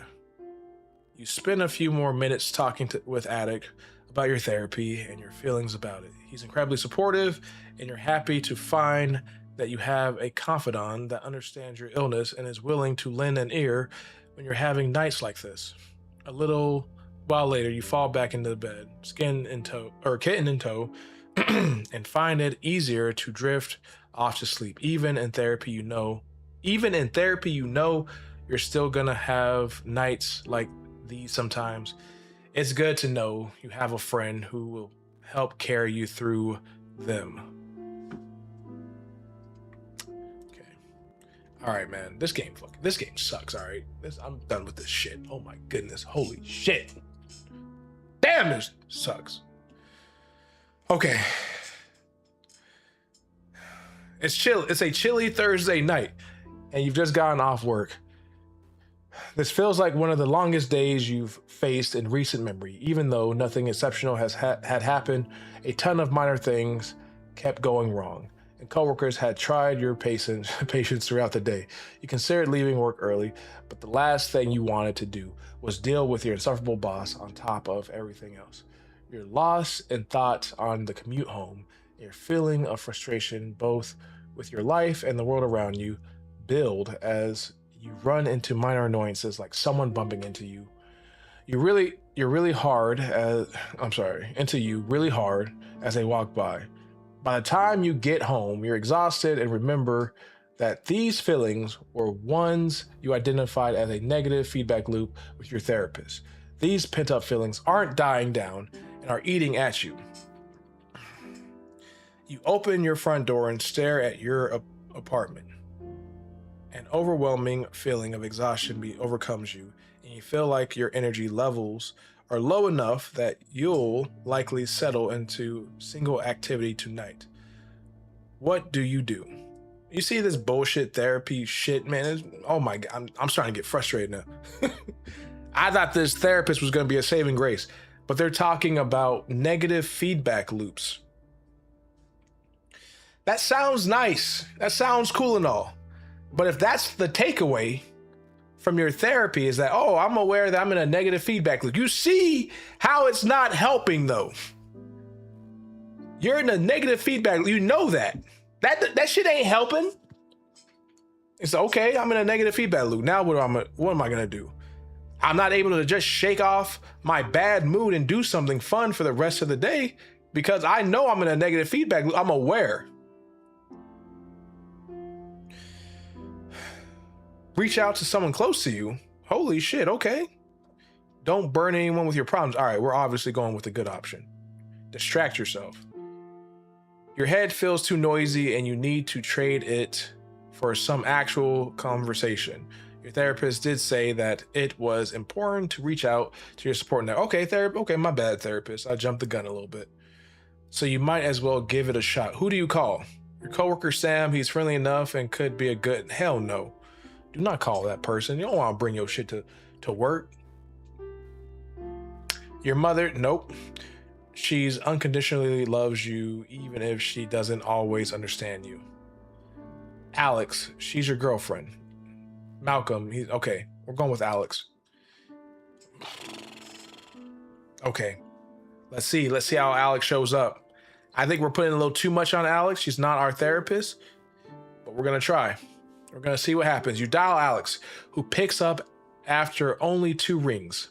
Okay. You ask if she has time to talk, and she tells you she's just hanging around in her PJs and is actually somewhat bored for once due to being caught up on her coursework. Okay, perfect opportunity. You try to figure out where to start with how you're feeling and are overcome with missing her face. My man does not spend a lot of time with his girl. I guess he's depressed. You ask if she feels like grabbing some dinner, and you notice her barely contain surprise and delight on the other end of the line. Carl, you are in rare form. Let's go. Okay. You meet about half an hour later at an inexpensive diner not far from your apartment. While the food is not great, you're surprised by how much your mood seems to have elevated just being in her company, while at first you were extremely hesitant to talk about your job situation for fear of being burdensome or sounding like a whiner. You see her listening intently to you with what even to you seems to be genuine concern. After winding down with a beer, You cautiously open up a little bit more about your feelings surrounding your job and how drained it leaves you feeling. How you feel like you're simply existing, selling days of your life for no real purpose. You surprise even yourself when you start talking about how frustrated and stymied you feel by your job, about how you used to feel passionately about things, but where am I at? Sorry, give me a quick second. I lost track. Uh, how stymied you feel about your job, about how you used to feel passionately about things, but feel like all your energy and capacity for creativity is getting leached out of you each and every workday. You can't remember how long it's been since you externalized this much raw emotion. I bet it feels amazing, Carl. Good job. The two of you spend several hours in that diner booth, long after your half-eaten food was cleared by the waitress. Was cleared and the waitress stopped refilling your coffee cups. As you get up to leave, a sudden wave of self-consciousness washes over you, and you suddenly feel incredibly awkward. No! It was a beautiful thing! Then Alex stands up and grabs you tightly around your waist. You realize that short of boring her with your seemingly endless rants, she's simply happy to have gotten a chance to spend time, real time with you. It's been, by all accounts, incredibly too long since you've allowed yourself to open up to them like this. And there's an almost palpable feeling of closeness you allow yourself to hold on as you go to bed that night. Oh! Yes! Let's go. Let's go, Alex, and let's go, Carl. So, the number one thing that can protect and help people overcome their trauma are close, healthy relationships. What we see here is Carl facing what's going on in his world. He is real, he's raw, he's vulnerable. What does it mean to be vulnerable? There's three things. You take risk, the risk of sharing yourself, emotional exposure. My brain's fried right now, so I'm thinking about the last one. And uncertainty. Risk, emotional exposure, and uncertainty. He took the risk of sharing his feelings to Alex, and it was met with connection. He was seen and he was heard. And all of that worry about coming off as a whiner or too much was alleviated because Alex just wanted to feel connected with Carl. And it was that connection that she wanted. She didn't care about what the content was. She loves the man and was there for him. Beautiful, beautiful. All right, man. How, oh my goodness, man. This is brutal. This is brutal. This hurts. It is an utterly nondescript Wednesday afternoon. They just come up with some of the weirdest ways of describing days. The type of afternoon that would completely fade from memory unless one made an active effort to preserve it. As has become routine on Wednesdays, you are sitting on the couch with in Dr. Melville's office. To your mild surprise, she begins this session by breaking her characteristic therapist's silence and begins speaking up right away. I want to start by saying I think it's great that you decided to come see me. It's an incredibly important first step, she begins. I want to take some time today to talk to you about the possibility of supplementing or substituting your treatment with medication. The mention of medication makes your ears perk up and you feel your heart rate increasing. She continues. Many people find adding a pharmacological element to their treatment to be very helpful, and some even prefer to take drugs, completely eliminating their need to visit a therapist at all, providing you rely on your support network and are still reaching out to people. I don't hold on now, Doc. What? Let's keep finishing before I just jump to conclusions.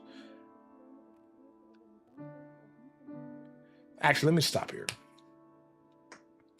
If you have severe crippling depression, like Carl does, you can get on medication. And once you find the right medication, it will cause your quality of life to go up. But it will not solve the core problems of your depression. So while you can see that quality boost, eventually that demon that has gone unexercised within you is going to come out. You have deep problems of not being able to always share yourself authentically with your friends and family, of being extremely fatigued and up every night, racing thoughts, not able to communicate yourself, not able to get close to people. There's deep problems that are impacting your quality of life. Medication is not going to solve that. So I don't know where this therapist is coming from with let me read it again. I got to make sure. Many people find adding a pharmacological element to their treatment to be very helpful, which I agree with. And some even prefer to take drugs, completely eliminating their need to visit a therapist at all. Don't agree with that. Providing you rely, okay, like that makes kind of sense, but still. No, it doesn't actually. Providing you rely on your support network and are still reaching out to people. I would prefer it if we kept talking. Good. Should you choose to start medication so I can monitor your progress and adjust as needed, but the choice is ultimately yours. I just want to run the option by you to gauge what your thoughts on the matter might be. Dr. Melville has just given you a lot to think about. What do you do? Accept a prescription as a way to augment your therapy. Maybe. Okay, let's see. Every option is available, so that's crazy. Tell her you'd like to try drugs instead of therapy. These weekly sessions have always made you more than a little uncomfortable. The thought of messing with your brain chemicals makes you uneasy. You'll stick with therapy. Just stick with therapy. This whole therapy thing has always overwhelmed you, and this is the final straw. You're done. Okay. Okay, so I think we're going with the first one.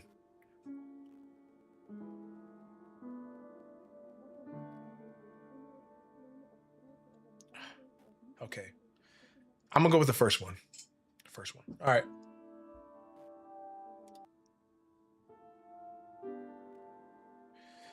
You think the matter over long and hard. It's strange to think that recently none of this sort of thing was even on your radar. And here you are now being asked to make a decision about it. You're both skeptical and nervous, still getting over the initial shock of even just talking to a therapist. Still, over the years, you've done enough entry-level reading on the subject to know that if it doesn't help, at least it probably won't hurt, right? After an intense and protracted period of internal vacillation, you decide to bite the bullet, go for it. You tell Dr. Melville that you'd like to try medication in addition to your therapy.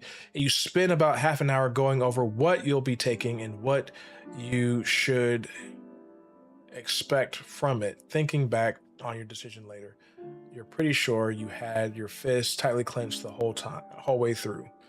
All right, man. Oh my God. Oh my God. This game is killing me. Woo! This game is killing me. Holy shit. This is a long ass depressing game. All right. All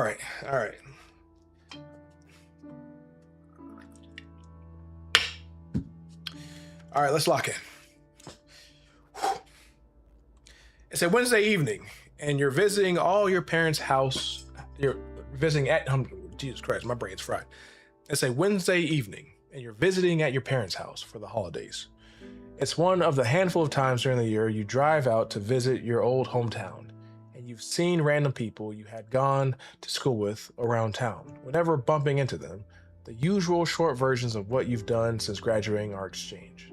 You've gone through a few of these today and have been very aware of how much you feel you haven't accomplished. When you were in high school, you had much larger plans, and you feel like you failed to manifest most of them. Even if you had managed to, you've largely lost interest in what you thought you wanted to do growing up. Now, you're not really sure what you want to do, and you felt like you're lacking the ambition or drive to figure it out. Everyone you've caught up with seems so much happier than you, like they've got their lives all figured out, and you kind of been feeling like a failure by comparison. Your brother Malcolm arrives with his wife in tow shortly before you all sit down to dinner. He's been traveling for his job lately, and you haven't seen him since the day he picked you up from the dentist. Your parents haven't seen him since before then. During dinner, they all catch up, and Malcolm talks about the amazing things he's done on the road. Your mom turns to you and asks what you've been up to since you've seen them last. Oh, same old, you say. Nothing really new going on. Your mother makes a face. Oh, nothing new? How long are you planning on staying at that job of yours? What do you say? All right, man. Okay.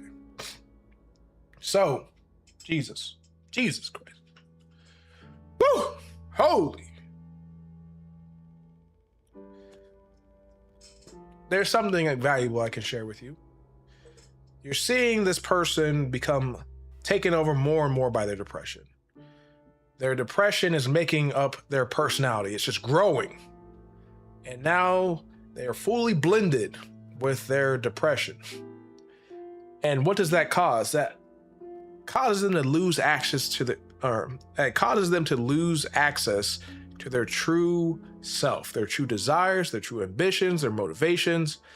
And so this is just a downward spiral of you becoming a more depressed person while losing contact with who you authentically are. You can't connect with how you're feeling or your thoughts.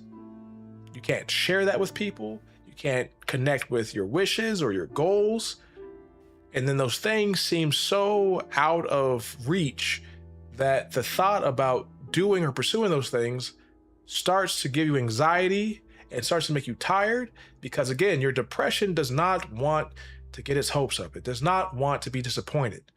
And getting out of your cycle or your loop of avoidance causes that depression, or getting out of that cycle and that loop of avoidance is dangerous to that depression. And it doesn't want you to start to have any type of ambitions that will open you up to any type of disappointments. Anyway, mom asks us, what are you doing? How long are you planning on staying to that job? Admit that you don't know what you want to do. There we go. Actually, you start sheepishly. I'm not really sure what I want to do right now. Why did I pick this? Because it's real. It's real. Someone said, tell the damn truth. Thank you. I'm trying to read. I can't read your name. I'm sorry. Said, speak the damn truth, though. I appreciate it.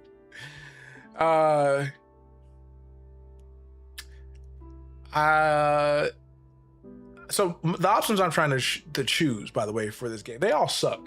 Actually, they don't all suck, but the options I'm trying to choose are Carl opening up and sharing what's going on as real and authentically as he can, because this opens up some type of movement or dialogue, and it's sharing his internal world with those around him. So he says sheepishly, I'm not really sure what I want to do right now. Your mom puts down her fork. So what? You're planning on living the way you do for the rest of your... Okay. All right. Well, this backfired. Mom's an asshole. How would you afford a house on that paycheck? What about kid?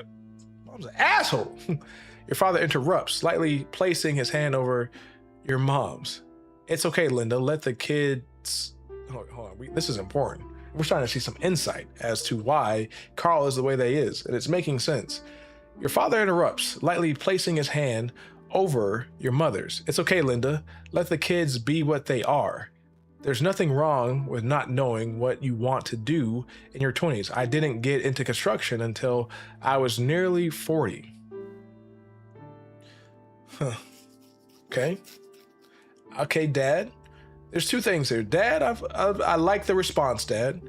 But also, Dad, he's in construction.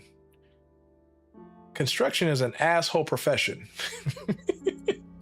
So my ears are perking up a little bit. Your mother looks across the table at you, unsatisfied with her husband's reasoning. I don't think it's normal for someone at that age to not have a path. You need to think hard about it, or you'll never make anything of yourself.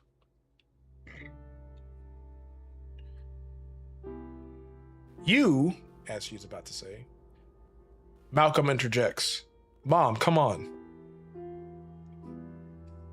It all makes sense. The worthless feeling at the source of Carl's trauma is starting to make sense. He's never good enough for his mama. She's always comparing him with the brother, probably. She's always never satisfied. She doesn't see him as a human, but this thing that needs to prove himself. And so you see what happened when he shared his true feelings with his mom, with his family. A simple, I don't know what I want to do. I thought it was going to be met with love and caring, but it was met with, you're not good enough. This isn't normal. You're not normal. This emotionally exhausts you. You want to tell her that you are thinking hard and that not knowing what you're doing with yourself bothers you more than it could ever bother her. That sometimes it feels like you're lost in the woods, and that if you were to drop dead in your apartment, the world wouldn't notice. You want to make her understand that more often than not, you feel like an alien, like there isn't anywhere in this world that feels like a place where you belong. You have no idea how to fix it or what to do. You wish you could find the words so she would understand that being looked down on for this kills you and drives home the feeling of being a total outsider. Do you see all of this that's going inside of you right now, Carl? All this is going in. I'm sorry, what am I trying to say? Let me gather my thoughts. Again, my brain is fried right now. Jesus Christ. Do you see all this going on? This is the internal world. This is the internal dialogue that's going on in Carl. But he's not able to share it with the people in front of him, the people that he should be able to share it with, because his mom's an asshole. And not able, let me be more therapeutic. His mom is emotionally immature and is not able to go there with him. And now, again, all this makes sense as to why Carl is the way that he is. He has learned that it's not safe to open up about his emotions, and he had to suppress his feelings and his emotions his whole life, it sounds like. And you see what happened when he tried to for a second here. It was met with criticisms, feelings like you're not good enough. And this triggers his trauma, and now the depression is going to take over, and it's going to protect him. I'm not sharing this shit. It's going to cause him to suppress his voice and not share himself, obviously. Instead of sharing all this, you get very quiet for the rest of the meal while your mind goes numb, dissociating. Depression's coming in and saving the day. Everything inside of you feels exhausted, fatigue. I need to go. He's probably going to leave soon. No, it's the next day. Oh my God. Oh my God. Jesus Christ. It's a rainy night. You are hurrying through the rain to Alex's apartment at her behest. Though your pace is quick, the rain is steadily soaking up your pant legs as you traverse the town, and it's darkening your already poor mood. I live in Arizona, so rain always makes me feel good. So he must be in Seattle or something. I don't know. The call came while you were at home after a day of dealing with abnormally frustrating people. You'd spend the afternoon trying to unwind and get some work on your project done. Alex called and interrupted one of your try to make progress. Hold on. Alex arrived and interrupted one of your tried to make progress, get frustrated at not making progress, have a harder time making progress due to frustration, repeat loops that you haven't fully shaken off the feeling of being annoyed with yourself from it yet. You knock on her door, and on the third knock, her voice call, and on the third knock, her voice call from further in the apartment to come on in. Okay. Am I reading that wrong? You knock on her door, and on the third knock, hear her voice call from further in the apartment to come on in. Jesus Christ. As you cross the threshold, dripping rainwater all the way. Oh my God. My brain is cooked right now. Oh, I'm sweating. All right. Woo! Question then. Okay, someone asked me a question.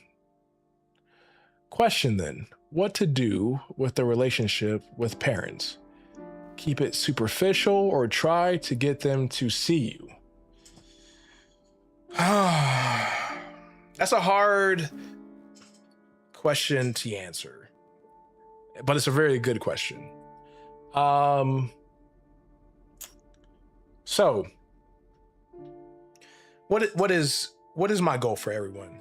Or what do I think? I think that every human being needs relationships and it needs to be a person where they are able to access what's going on with them authentically. That's a task in itself that takes a long time to do, but be able to share that with the people around you. So there's also awareness that not everyone can handle that awareness. So you don't just do that with anyone and everyone, especially people like your parents that have a lot of effect on you. But I think you kind of test out the waters. So maybe you're an adult and you grew up in a family where your family never talked about these emotions. And so you kind of already have a baseline of how your parents are going to react, but you try anyway, just to see what can they handle? What is the limits of my communication so I can understand where I can meet my parents and where they can meet me at. But that's a very hard place to reach, because if you come to the conclusion that I have to have a surface level relationship, or that my parents aren't capable of having this, only one parent's capable of having this, then you have to kind of grieve that relationship that you've always wanted with your parents. So a lot of people, it takes a long time to actually get to that point of being at a place where they have all the information, they've accepted the information, and they know that my parents are only able to meet me this far. And I really want, say that again. My parents are only able to meet me this far. I want this kind of a relationship with my parents, but they're only capable of this relationship. You can keep trying to force this type of relationship with your parents, but you're going to keep pressing upon the threshold, and it's going to keep disappointing you and depressing you, and you're going to be mad. So I don't know if that answers your question, but I think a lot of people have to come to a conclusion about where their parents are able to meet them at, and then try to navigate the relationship if they want to have it still within that realm, because otherwise you're going to be disappointed, you're going to get mad, and you're going to be doing yourself, you're going to be torturing yourself and doing yourself a disservice, expecting something that your parents aren't able or capable of giving you. Hopefully that helps. Whew. If I'm all over the place, it's because I've been playing a depressing ass game for 4 hours now. So if I'm rambling, give me some grace. But hopefully that answers your question. Give me some feedback if you want some feedback. Okay, so I was struggling on this on this sentence. You knock on her door. This is Alex, your girlfriend's door, if anyone's just now coming in. And on the third knock, hear her voice call from further in the apartment to come on in. As you cross the threshold, dripping rainwater all the way, you notice that the lights are turned down very low in the apartment. You squint to navigate it as you clutch on to your damp umbrella, but end up hitting your sorry. You squint to navigate it as you clutch on to your damp umbrella, but end up hitting your shin on a side table, mumbling a profanity under your breath. Which profanity do you think he said? Like, fuck. You barely make out Alex emerging from the hallway, clad in what looks like a robe with the bare skin of her leg peering out underneath. Why don't you come in and warm up? Ooh, okay, Alex. Ooh. Sorry. All right, Alex, I see you, girl. Why don't you come on in and warm up? She asks in her designated, slightly cheesy, sexy voice. After a beat of silence, she states more naturally, my roommates are out of town this weekend, so I thought it might be nice to have a little fun while they're away. You appreciate her affection, but you're too wrapped up in your own negative feedback loops to be in the mood right now. What do you do?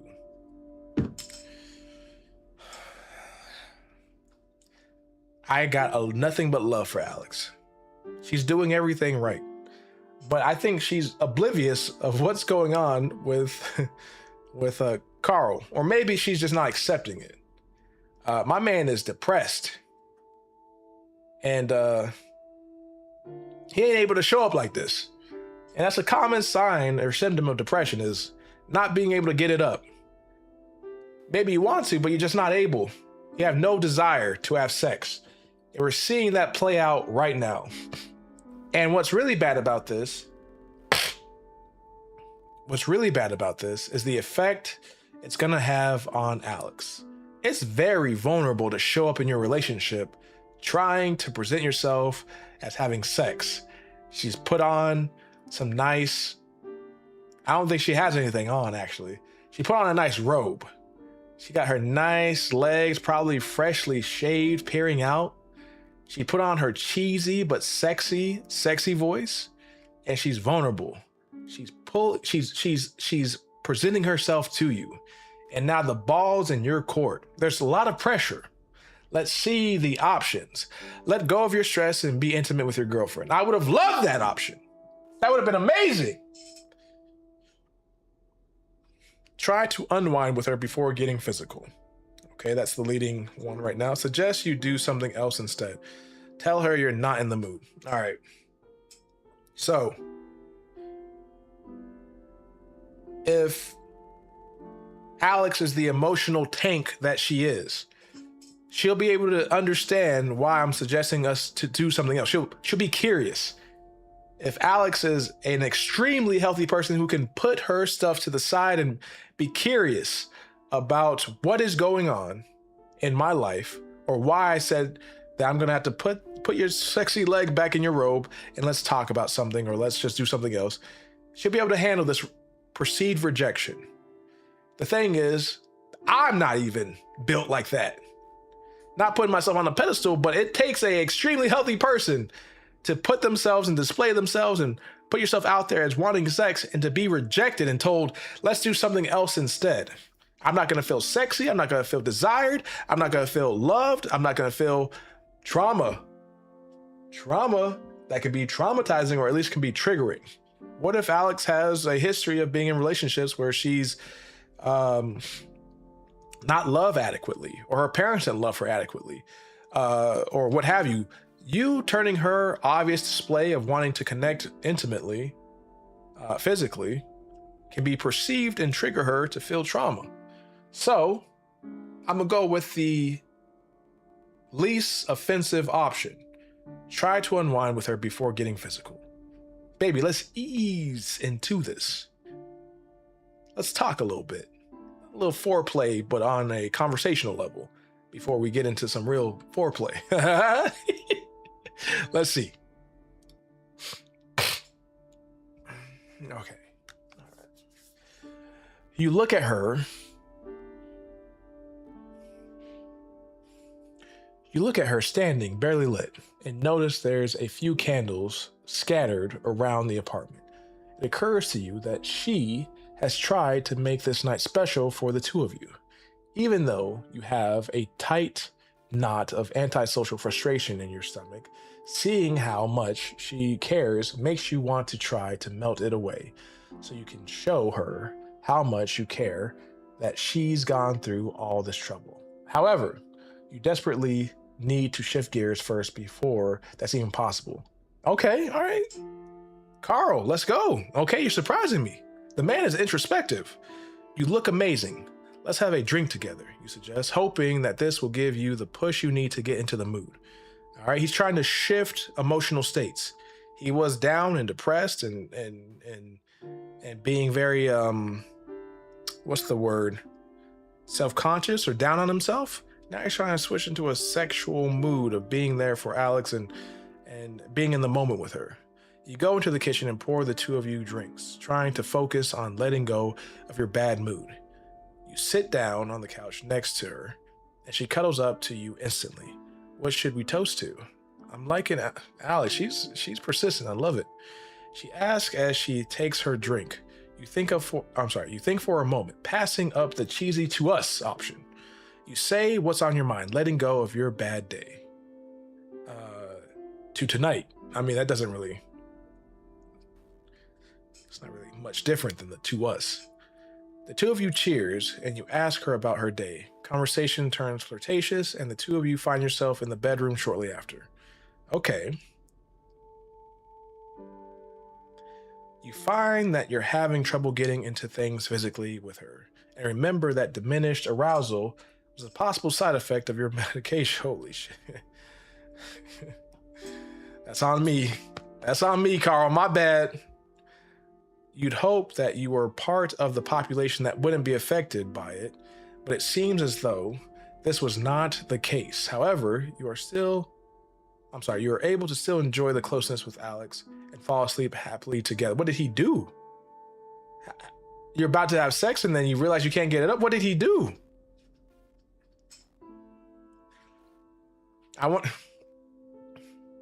What happened? Is that all you're giving me? What?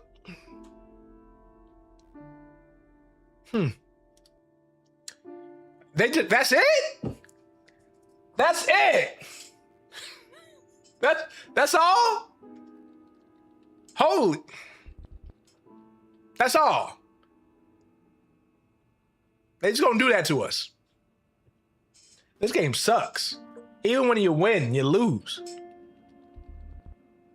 All right. Okay. It's an early winter evening, and even though it's not particularly late, the time of the year has lent the sky an almost prematurely darkened cast. Day after day, just like today, you trudge home from a job you have increasingly come to hate. On this day, your job misery seems to have reached critical mass, and not even shedding your rain-laden and uncomfortable work clothes helps you to unwind from your workday. You collapse into your couch, blank and numb. I've been at this for 4 hours, you guys. Holy, I was not expecting this. While your job always seemed to just be an unpleasant reality of existence, it was a position you sort of fell into unexpectedly, never intending to work there long term. It's getting harder and harder to keep it up. While it's certainly not your dream job,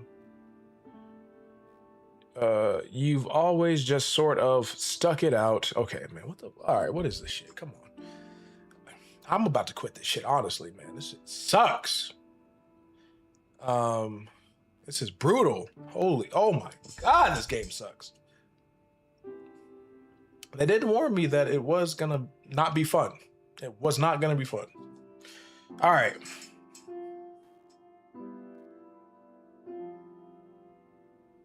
Let me read it. Let me lock in. Well, it's certainly not your dream job. Let me read again. Well, it's certainly not your dream job. You've always just sort of stuck it out of necessity before, but it's become increasingly difficult to do that. Though you couldn't even begin to imagine what else you could do, you find yourself face to face with a question you just can't ignore. Is your complacency worth the price of this level of misery? What do you do? Get proactive, polish off your resume, and look and start looking for other jobs to send feelers out to. That'd be an amazing option, honestly. Try and at least be productive by focusing your efforts on your project tonight. Aimlessly look through classifieds for another job. Turn on the TV and let your mind go blank. All right. Obviously not number 4. I just want to be done with this joint, man. I honestly I'm so freaking tired. Woo! I'm tired of this shit. I don't know what.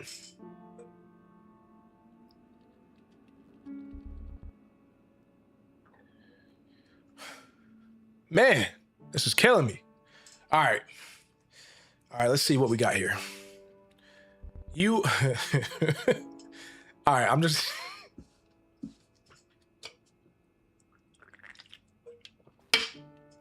All right. Woo! This game sucks. Try at least be productive. All right, I'm gonna try to be at least productive. Let's see what happens. You sit down at your computer to blow off some steam, but are surprised to find your thoughts drifting. Are you really surprised at this point, Carl? Drifting to your long neglected project. You talk yourself into opening it up and taking a look for the first time in what must be weeks. For whatever reason, your anger that you've been feeling towards your day job seems to have converted to pure passion. This is a surprise, as you seem to be overflowing with ideas tonight. It's as if you got a buildup of ideas that just haven't gotten out, and now you're in the zone. What? There's hope. I feel like this game always knows when I am annoyed with it and tired of it, and then it gives me a little hope. I was not expecting this at all. He's in the zone. While you don't get an unnatural amount of work done, you do work for a solid couple of hours. I'll take it. I will take it. And it really feels great. What's more, you share some stuff across your social media networks, and you receive quite a bit of positive feedback, which makes you feel great. Holy shit. Let's go. When you go top bed that night. See, this is why I can't read, because of shit like this. Look at this. When you go top bed that night, when you go to bed that night, you tell yourself that your job may suck, but at least you've got something you really care about that you can put effort into and feel really good about yourself. In fact, as you're falling asleep, you can barely even remember your workday. There's hope. I haven't read this. Okay. Oh! Holy shit. We're starting to get out of the depression. You are moderately depressed. You find it hard to focus on anything because you get physically and mentally exhausted very quickly. We went from depressed to moderately depressed. Now, I know I'm a therapist, but I don't really give a shit about diagnosis. Moderately depressed seems like a step up than just depressed. The man can feel a little bit. Hold on, let's see what therapy's doing. You are in therapy with a good counselor. You're doing cognitive behavioral therapy techniques. Okay. Cognitive behavioral therapy is a basic bitch therapy. It has good things. I'll explain it in a second. And they are starting to help. Your medication is helping to keep the edge off and keep some of the darker, more negative feedback loops from being as prevalent. Okay. Woo! Okay, this is good. It's working. Holy shit. We're mildly depressed. We're improving. Okay, so here's the thing. Let's break all this down. Why was I surprised? Because, what's his name? Carl. He's able to feel. Anger is a beautiful emotion. It's an emotion that a lot of us like to get away, but it's a beautiful emotion that conveys a feeling of unfairness, of resentment, that this is unfair, this is unjust. And it's a good thing to feel because a lot of people run away from their emotions. Carl is feeling like his life is unfair right now. And he's retooling that feeling of anger and using it and converting it to seeking his passions. He's putting it towards his passions. And he's able to actually build ideas, connect with his wishes and what he wants to do, and he's sharing it with other people. It's a beautiful thing. He's taking risk. He's not afraid. I don't know if he's not afraid, but he's not letting the fear of putting himself out there dominate anymore. Holy shit, this is amazing. Woo! All right, I'm back in. I'm back into this game. I'm back in, baby. Let's go. I thought this was just gonna be a depressing ass game that was gonna end in a sad way, but there's some hope. Now let's get to something important. Cognitive behavioral therapy. Earlier on in this stream, I talked about the two areas of your brain. The prefrontal cortex area, the conscious part of your brain. That's what people refer to when they say your brain fully develops when you're 25. The last part of your brain to develop is the logical kind of conscious part of your brain. And then there's the Jesus Christ. And then there's the subcortical part of your brain. Again, this is the earliest part of your brain to develop. This is the unconscious part of your brain, the subconscious part of your brain. This is where the trauma is. This is where your emotions are. This is the lizard part of your brain. This is where your nervous system is. This is where your brainstem is. This part of your brain has hundreds of thousands of times more influence over you as a person and how you show up in the world. So, cognitive behavioral therapy. Why do I call it a basic bitch therapy? To understand that, you have to understand what cognitive behavioral therapy is good at. CBT is really good at trying to develop new neural pathways. What does that mean? New ways of thinking. So that sounds like a good thing, and you're seeing that in action here in this case study of Carl. He's developing new neural pathways. So that's a good thing. But in the long scheme of things, your old, crusty ass, entranced, traumatic pathways have a lot more influence than these new ones. It would be like you having two friends. One you knew for your whole life, 30 years, and one that knew you for, 30 days. And that new friend trying to tell you about yourself and then trying to supersede that old friendship that has known you your whole life. It doesn't make any sense. It doesn't even compare. Trauma work helps to massage and get rid of those old traumatized, embedded, heavily influencing neural pathways that dominate the way that you think. And it's very important because when it comes to new neural pathways and old neural pathways, the old ones are always going to win in the long run.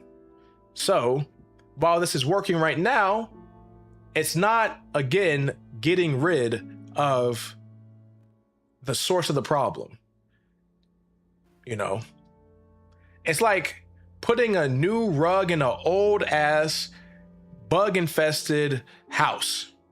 Yeah, the new rug, adds a little value, but the house is bug infested. So that that rug is about to be overtaken sometime soon. It's gonna be dirty. It's gonna be a dirty ass rug that's just gonna blend into the dirtiness of the house. Hopefully that makes sense. Anyway, let's keep going. There's some hope here.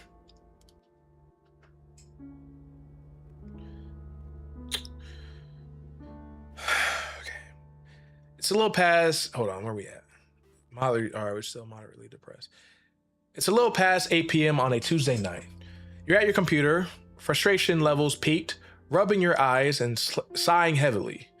You're working on a project from your job that has you stretched to wit's end, trying to meet a looming deadline, and as it lurks closer and closer, you are seriously doubting your ability to get it done. You've dragging See? You see? See why I can't read this shit? How the fuck am I gonna do this? That's how I feel when it comes to reading this shit. You're working on a project from your job. Okay, I already read all that part. Jesus Christ. This game, it beats the shit out of you. It's beating me down, y'all. It's beating me down. But we're gonna finish it. We're gonna win this game.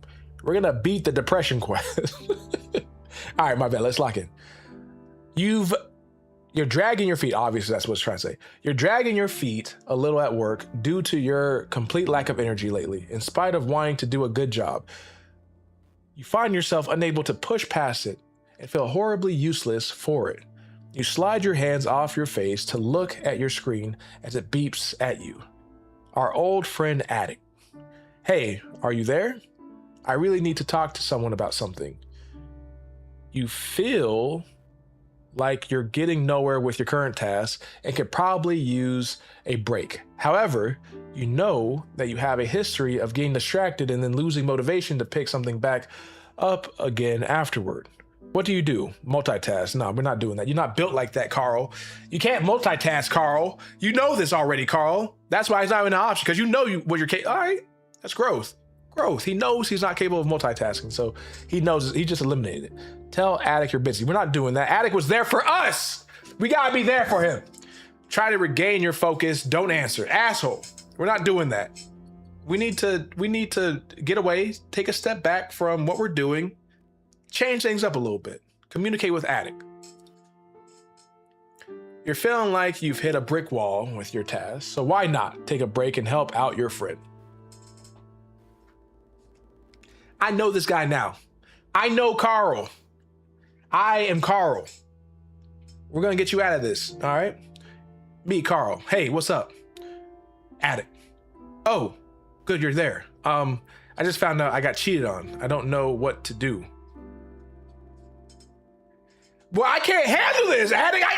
My whole life is falling apart, Attic. I can't handle this. Oh no, that's horrible. Good job. What's his name? Carl. He's trying. The two of you talk for a long time, and you lend a shoulder to your friend. Let's go, Carl. Look, all right, let me keep reading. You give him space to rant, to cry, and most importantly, to be able to voice his inner turmoil. I see why Carl has a network around him. He shows up. He probably finds it easier to show up for other people than himself, but he's also showing up for himself in this season. So let's go. Carl, let's go. All right.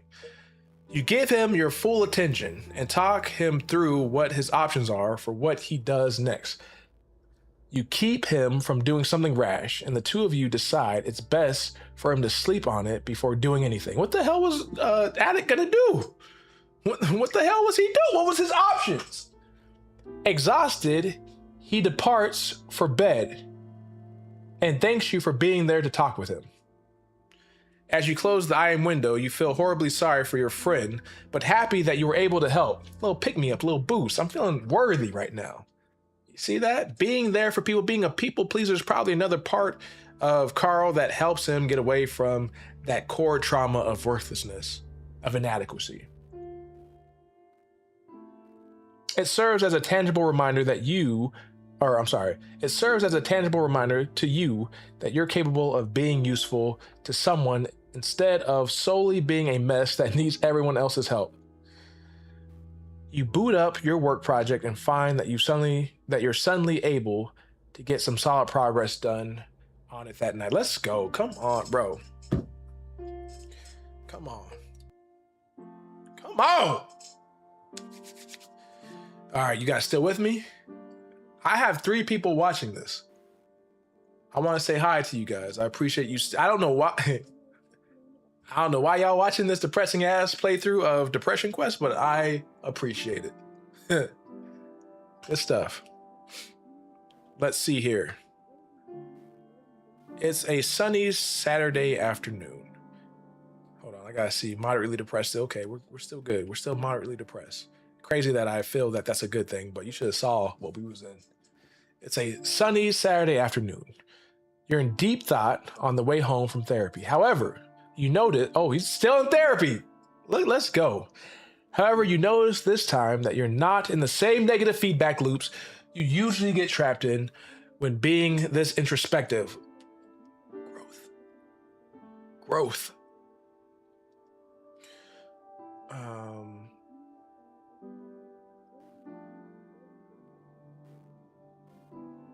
your antidepressants bottle rolls across your dashboard as you take a left turn. I got them joints on deck. You've been on this medication for quite a while now, after a period of trying a few different kinds. Though you still have minor side effects, they're overall become. I'm sorry. Let me read that over again. Though you still have minor side effects, they've overall become an unnoticed part of your life. You feel as if your life has generally changed for the better recently, and you begin to wonder if you need them anymore. Hold on now, Carl. Hold on. Let's keep reading.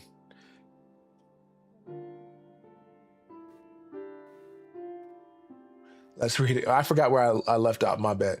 You feel as if your life has generally changed for the better recently, and you begin to wonder if you need them anymore. You don't feel as much despair or hopelessness, and you hate yourself a lot less these days. Maybe it's time to stop taking these, you think. No, sir. I seem to not really need them anymore. What do? Continue those medications. Continue those medications. This ain't even no debate. I'm glad that's an option.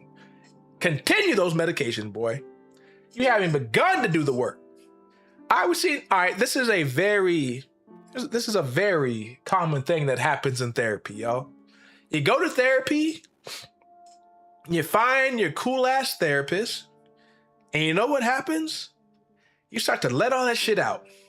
All the years and the decades of pent up stuff, of stuff you've hidden away, of stuff you suppress, you finally let out. And this is wave one of therapy. Building up the ability to connect with someone, to trust someone, to share your inner world with someone, and to let it all out. It feels good being seen, being heard, not being judged. This is the basics of what a therapist should be able to supply. And it does a lot of heavy lifting. But there's limitations to this. All right?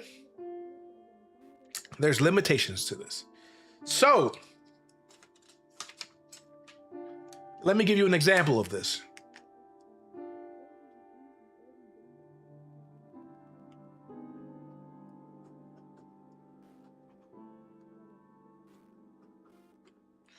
Okay.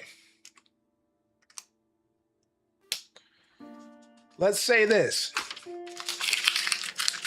Okay, let's do an example of this. This is your trauma. You want to work on it. And so you go to a therapist, all right? And you talk about your trauma.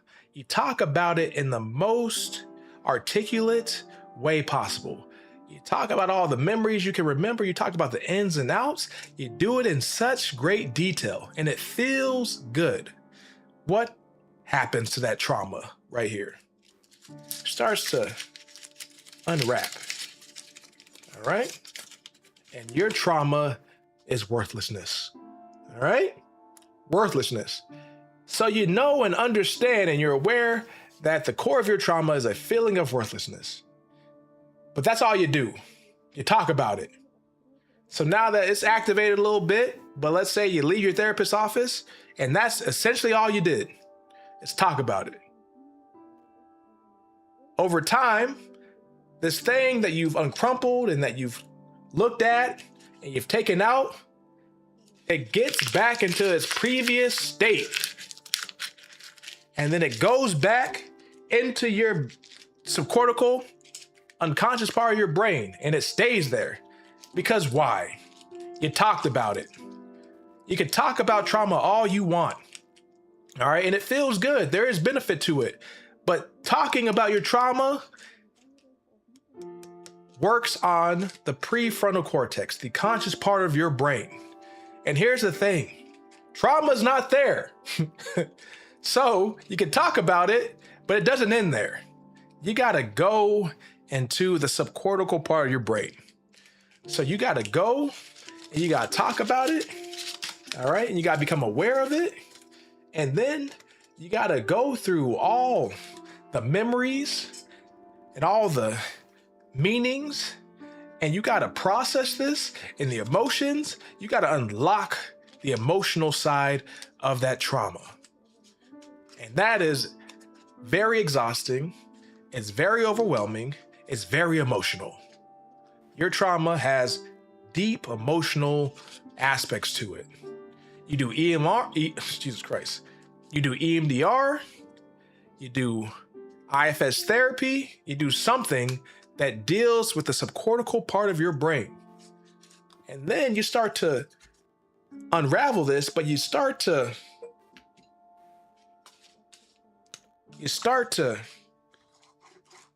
cross it out.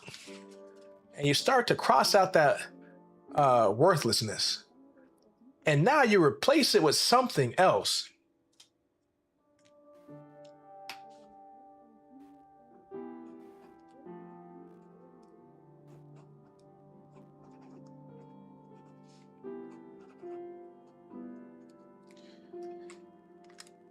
You start to integrate by talking about it, the subcortical part of your brain, the unconscious mind with the conscious mind. You start to become aware of all the different ways that trauma has affected you. You start to integrate it and you start to make sense of it.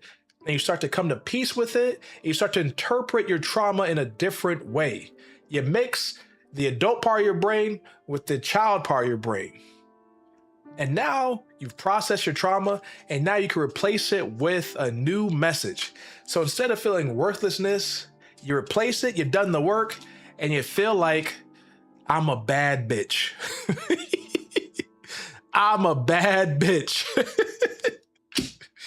And you change that root. You change the core roots of that trauma. And now that you feel like you're no longer worthless and you're a bad bitch, depression has nothing else to protect. Anyway, I say all that to say this. We are going to continue taking our meds because we have not done the adequate work that would help us actually get off our meds and not need to go back to them sometime in the future. All right. Oh my gosh. You have the realization that you can't be sure if it's a general life change that's making you feel better or if it's just a sign that the medication is working. You decide against discontinuing your meds. It's not really hold on, oh my God. Again, my brain is cooked, y'all. Let's lock in. Let's lock in. You decide against discontinuing your meds. It's not really a lesson you like to learn the hard way, and the side effects of this particular kind are negligible. The next time you see Dr. Melville, you tell her about this. She informs you that this is a common train of thought that people who have begun using medication to help them manage their depression experience, and that you've managed to dodge a bullet because it generally ends poorly. She also asks you to talk to her before making any decisions about your medication in the future. He's obviously seeing a psychiatrist, and that's very rare to be doing therapy with a psychiatrist. But also, I told y'all, come on. They don't call me the world's #1 therapist for no reason. I understand this. I know ball. I have not played this game before. All right. So I'm not cheating. I know ball, y'all. I know therapy. Come on. Come on. I've been doing this for a long time. We're going to get you out, Alex. Or not Alex. That's a girlfriend's name. We're going to get you out of this, Carl. What's this? The School of Flourishing. I feel like I'm currently experiencing depression. I know you're playing a game right now, but would you mind if I shared my story with you right now to get your thoughts on it? Go ahead. If I can help you, I'll try, but go ahead. The School of Flourishing. if you want to be valued. This is not, hold on, let's take a step back though. This is not, I gotta say this because I don't want someone to sue me or something like that. This is not therapeutic advice or anything. This is just me hearing what you gotta say and giving you some feedback. All right. So, welcome to the stream, by the way. What am I? Where are we going to next? All right.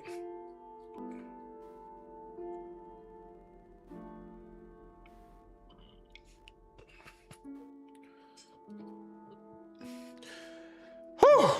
All right, y'all. Let me take a little.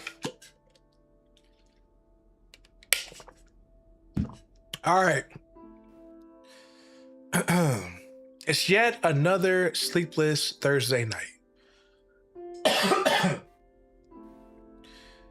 You're at Alex's apartment. That's our girlfriend, for those of you who are just tuning in. Wide awake, in bed as she's sleeping peacefully beside you. She fell asleep hours ago. You've been laying here unable to shut your brain up long enough to fall asleep. You've added the feelings of insecurity about your relationship to the rest of the noise in your head keeping you up that night. It was kind of a tense night between the two of you. You arrived after a stressful day at work, and as you made dinner together, he's making dinner with her. Okay, that's a good sign in a relationship. And as you made dinner together, you barely said a word. You were stuck in your own head and had a hard time really being present with her as your thoughts turned to all of the ways you feel like you're deficient at being a good person and beating yourself up mentally for each one. Oh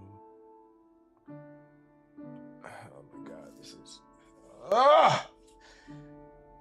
ebbs and flows. That's how depression works, though. That's how depression works. You might see, some good days. You're gonna see a lot of bad days. All right, I'm sorry, y'all. I just want I want the story to be over. I want my boy Carl to get better, but that's not how depression works. So I love this game for its commitment to depicting depression, but damn, this shit's frustrating. All right.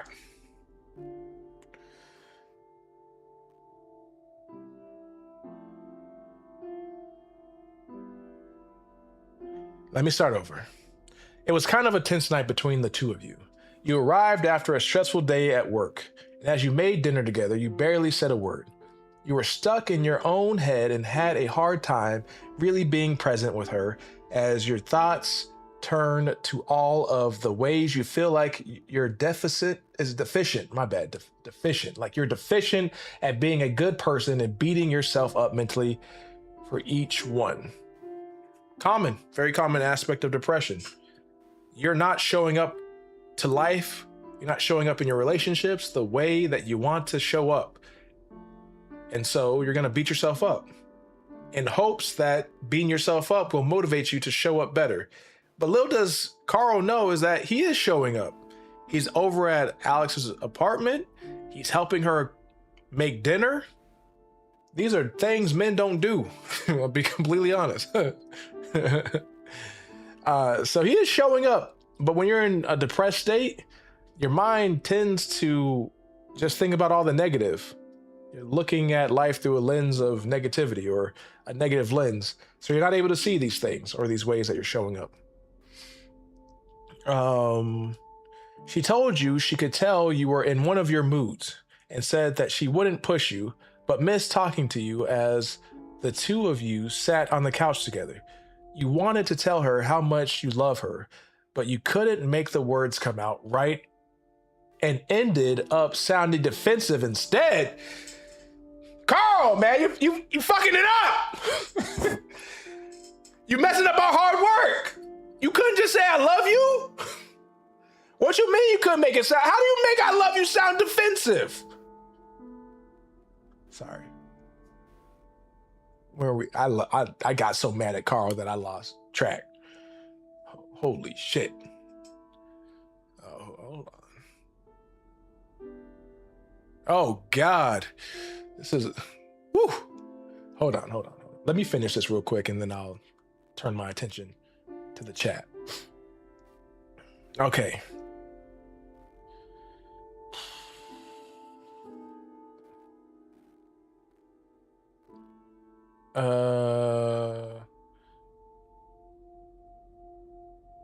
Instead, you sound defensive.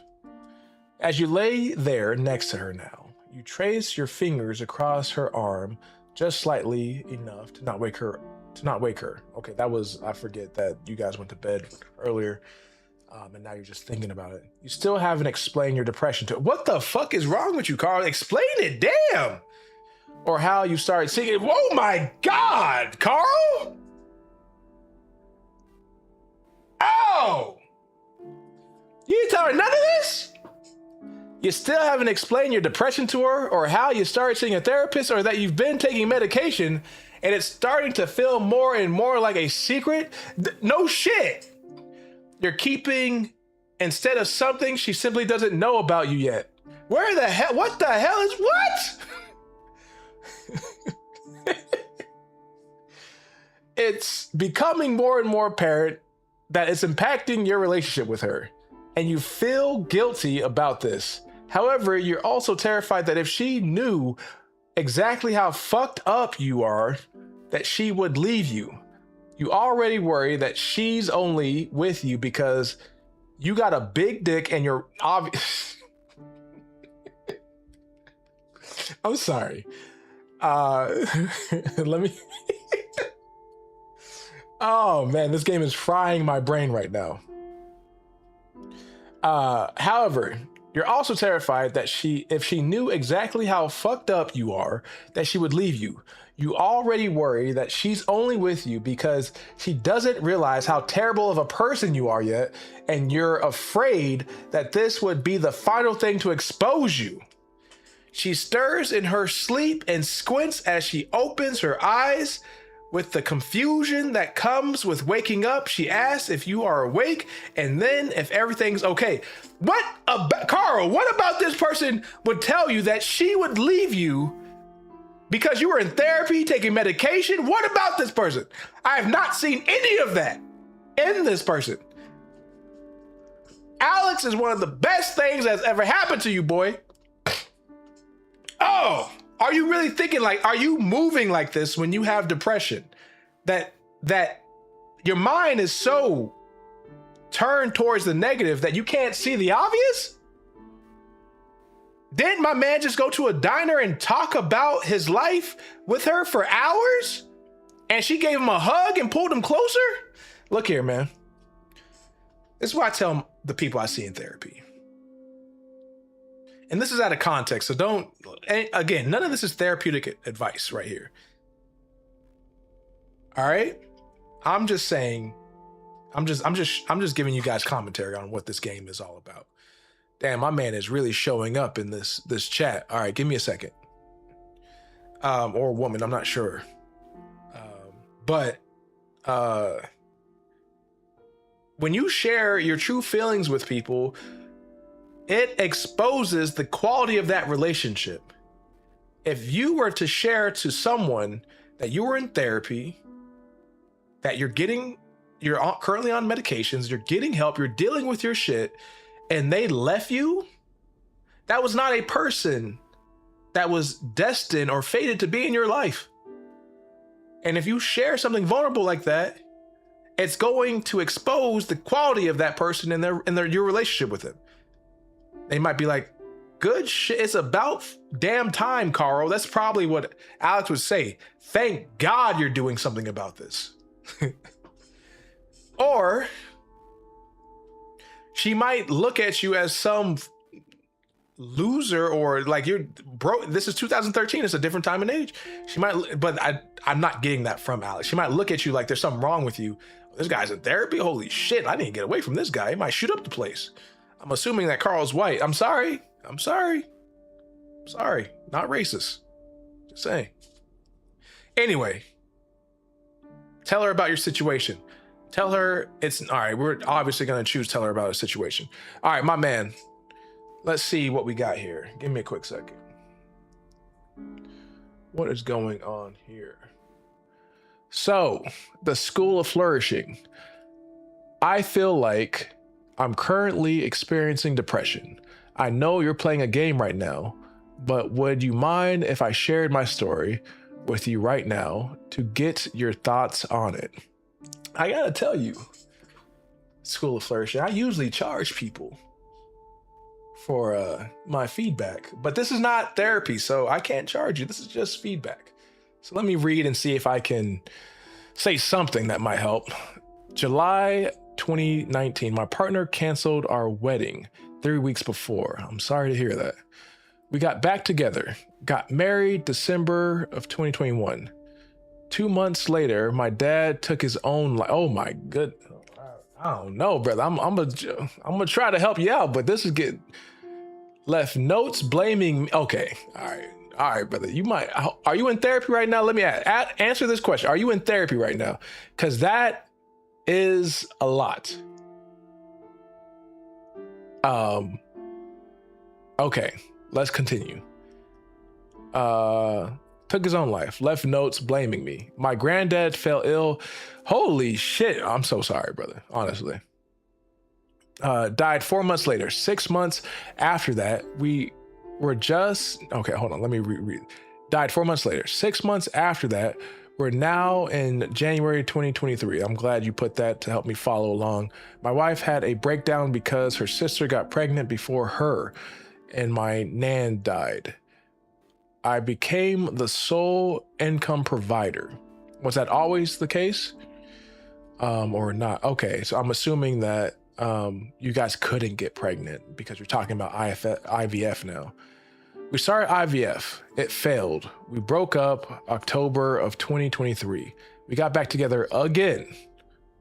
My wife wanted me to man up from the trauma and moving job to job. I was always on edge, like withdrawn from. Family, tunnel vision mindset. March of 2025, our daughter was born. Congratulations. I felt the weight of the world on my shoulders, and it led me to make some stupid mistakes. November 2025, the police arrested me. My wife left because of it, turned my friends against me, and has not let me see my daughter since. The last 6.5 months, I've only seen my mom. My wife wants a divorce, and for me to sell my inherited family home and give her 100% of the money from the safe. This is a lot, brother. It's a lot to hear and read, and I'm sure it was a lot to actually experience. I've lost 2.5 stone. I'm assuming you're somewhere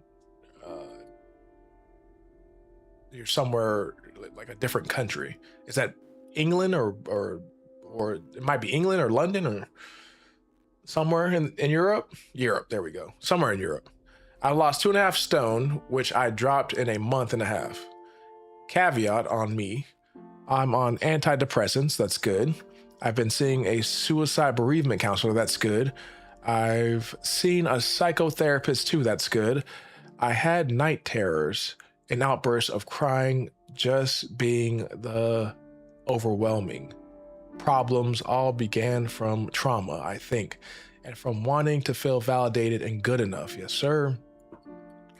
That led me to the stupid things. I now realize I was good enough, but all this feels too much. 30 years old man with a 1-year-old daughter and a 30-year-old wife. I originally started dating when we were both 16. From the UK, that's about 45 pounds. Oh God. So you said 1.5 stones? So like 80 pounds? No. Like 60 to 70 pounds? Let me go back to what you want or hope. So let me ask you this, School of Flourishing. You're telling me this story. It's heartbreaking. So my heart goes out to you, honestly.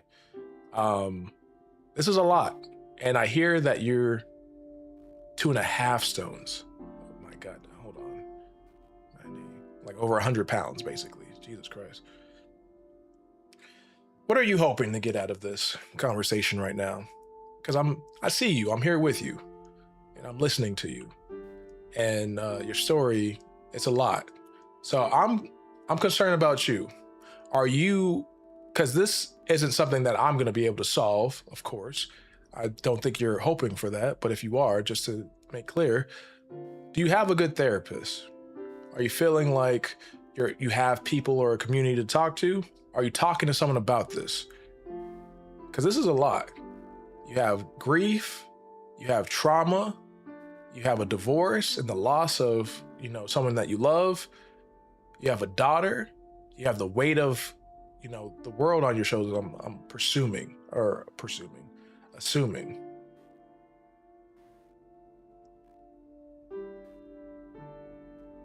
I'll let you say something in the chat. Taking a step back from the school of flourishing. Okay, he wrote, let's take a step back in. My tunnel vision was like runaway train. I can't stop. Got to keep going. I just don't know how I can find hope again. Feeling my life has always been in a rush. Right now, it's like on complete pause. I don't know where to prioritize and where to direct my energy, bro. That's the hardest thing.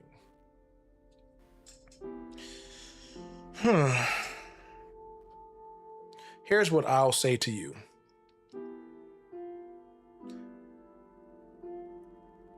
Here's my feedback to you.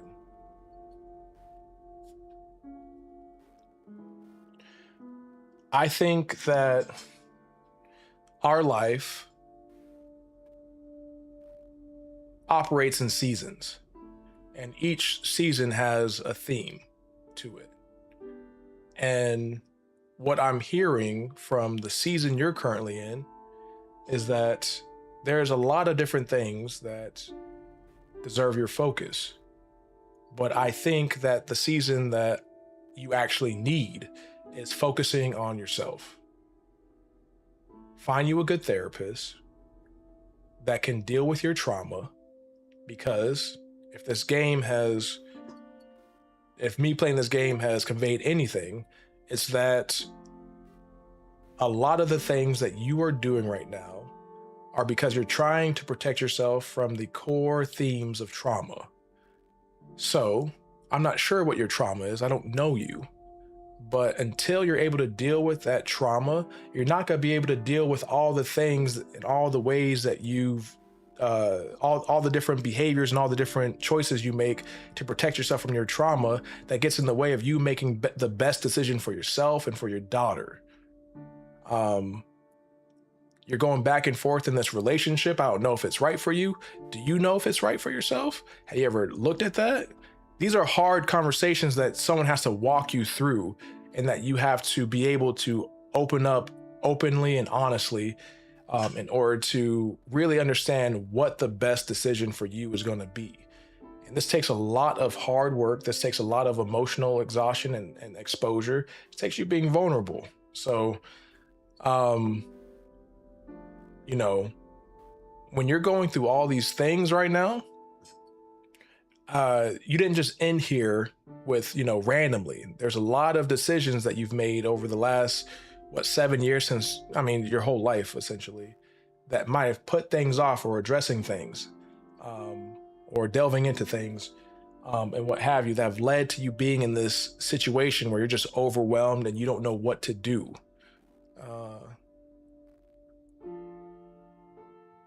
I'm doing the best for me. The house feels really hard because it's a connection to my past relatives. I feel out of control because my wife wants it sold. What do you want? I feel stuck. I know I could grow strong. I'm seeing the identity of being strong, of also, I guess, wanting to please your wife and make her happy, but she wants a divorce. I don't know what you want. How do you want to move through this situation apart from making your wife happy or coming off as the strong person? What is best for you and your daughter? I don't know where to prior. Okay, I think I read it already. Again, for my daughter and I know with my wife, it might be the end of the relationship, but losing the house too, man, is I don't understand. So help me understand. Is losing the house actually a thing that's going to happen, or is destined to happen, or is it because you want to make your wife happy and she's asking you to do that? I don't feel ready for that, but I also feel obligated to support her because she needs a life for her without me. That's her responsibility, brother. Why are you taking on her responsibility? That might be one thing you work out in therapy. You have a part of you that is taking on the responsibility of someone else's life. She made a decision to get a divorce from you. That was her decision, and that puts her in control of her life. The house is worth £300,000 and she wants all the money. If I sell it, she won't settle for 50-50. She wants it all. I don't give a shit what your wife wants, brother. Again, this is not me. Look, I'm not your therapist. This isn't therapeutic advice, but when I hear you talk about all this, I don't hear someone who's connected with themselves enough to make decisions with their best interest in mind. I think there's a balance between loving yourself and loving other people. A healthy person's able to have a healthy balance of these things. Loving yourself is you being able to prioritize your needs over someone else's needs. Too much of that and you're a narcissist, but too little of that and you start living a life more so to please other people than yourself. Loving someone else is being able to prioritize someone else's needs over your own needs. So you fall on the extreme spectrum of, I don't even know if you're prioritizing someone else's needs, but you're a people pleaser. You're prioritizing someone else's needs way above your own in an unhealthy way. So, again, our brain is always trying to protect us from something. There's something here, and why you're doing that. And unless you deal with that source, you're not going to be able to move differently or have access to what you actually want to do. So, anyway, I'm gonna leave you with that, brother. And my advice to you is to slow it down. Don't make any rash decisions. Sorry, not advice, but feedback. Slow it down. Don't make any rash decisions, and talk to someone and share the true, brutal, truth about how you're feeling and what you want to do, and try to get to the bottom of how do you move in a way that's best for you and your daughter. And a therapist can help you do that if you find a good one. Yeah, I mean, she tells me that she hates me for not giving her 100%. All right, well, that's all I need to know. It's not someone who's interested in you at all. So, hence turning my friends. And I don't even know if you're friends. All right, brother. Yeah, you need to go ahead and protect yourself from this person because they're dangerous for you, brother. But that's my advice, brother. Thank you, brother. It's just reassuring to hear different perspectives sometimes. It can feel so lonely and isolating, only hearing it from the same points of view all the time. Hey, man, nothing but love for you, brother. I hope you find yourself out of this, man. It's overwhelming hearing about it. I know it's overwhelming going through it and trying to figure your way out of it. So God bless you, man. And I wish you luck. I'll pray for you tonight. So, stark contrast. I'm not making fun of what's funny is just going from talking about someone's real life kind of overwhelming situation to playing a game about someone's real life overwhelming situation. So we have elected to tell her about our situation. We're telling Alex, the woman that loves us, that we have depression, that we have been going to therapy and getting medication to try to deal with it for weeks, maybe months at this period of time. And let's see how she responds.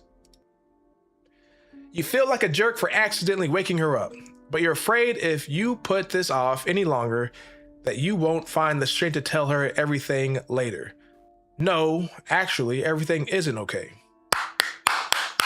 I know it's like 2 a.m. and he's having one of these late night confessions. The girl just woke up, probably ain't gonna remember half of the conversation, but he's taking a step towards dealing with his shit. And he's being honest with himself. Knowing his internal world is very important because it will help you make choices. The man understands that he's not going to be able to move in the way that he wants to move. He wants to tell Alex, so he does it then. Is it the right time? Maybe not, but it's right for him. No, actually, everything isn't okay. Can I tell you something? Something important. All right, perfect. Perfect. Let's go, Carl. Oh, wait. Oh, my bad. My bad, y'all. I appreciate that, brother. You're looking out for me. What was I forgot what I was going to say. Okay, Alex sits up. All right, you got her attention. You set it up perfectly, Carl. Let's see. Let's see how you show up. Rubbing the sleep out of her eyes. You got an audience of 1, brother. That's all you need. For the rest of the night, you lay side by side holding hands as you tell her everything. This is how a partner is supposed to show up. All right, let me keep reading because I don't want to jump ahead of the curve. You tell her how it's more than just feeling sad sometimes, how you feel trapped by your own mind sometimes, how sometimes you feel nothing at all, and how you can't shake it off. This man is moderately depressed. All symptoms of depression he's listing off. He knows ball. He knows depressive ball. You tell her how you've started going to therapy. Beautiful. You tell how you feel embarrassed about it. Beautiful. And how it's working out for you. She listened the entire time. What did I say to y'all? One of the most healing things, and a reason why I tell people to go to therapy, is that safe, healthy relationships where you can be yourself and you can share your world with that person without being judged, with being seen, with being heard. It's one of the biggest ways to prevent and start to heal that depression. And you're seeing this in action right now. She listens the entire time, occasionally asking questions about how this or that works. Beautiful. Curiosity. No judgments. She's trying to gain feedback. This is a good sign. All right, let me put some chapstick on, so.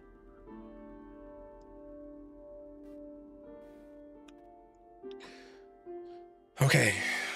She listened the entire time. Okay, all right. I'll just read it. She listened the entire time, occasionally asking questions about how this or that works, or asking you to explain something further. Curiosity is a beautiful thing. When you don't know what the hell to say, ask a damn question, all right? Understand more. Don't make assumptions. She squeezes your hand and tells you she understands. Ooh, ooh, ooh. There's something powerful about when someone says, I understand. And that she's sad you didn't tell her sooner. That's a good sadness.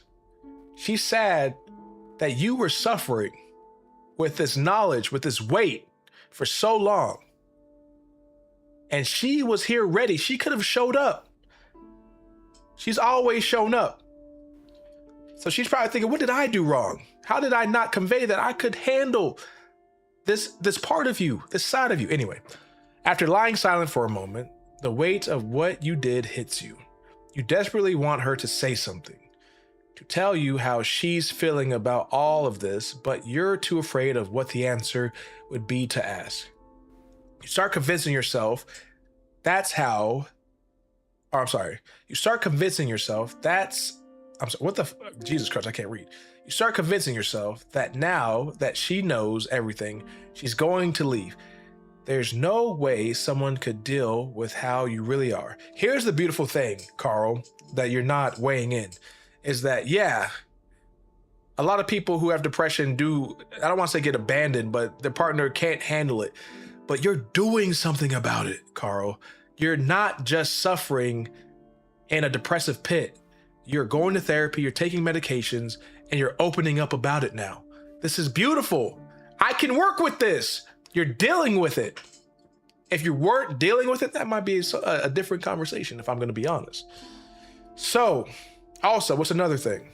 He is having what we call a vulnerability hangover. He brought it. He brought it. A lot of people in therapy, they bring it. They let that shit out, and it's the first time they let this shit out. It's a beautiful thing. And so, that's very vulnerable. That's very scary. And I need to know. I let you in on my world. What's going on in your world? Carl wants to know what's going on. What is Alex thinking about me right now? Is she going to leave me? These are all the fears that are coming up. And when you have, when you're dealing with an unknown situation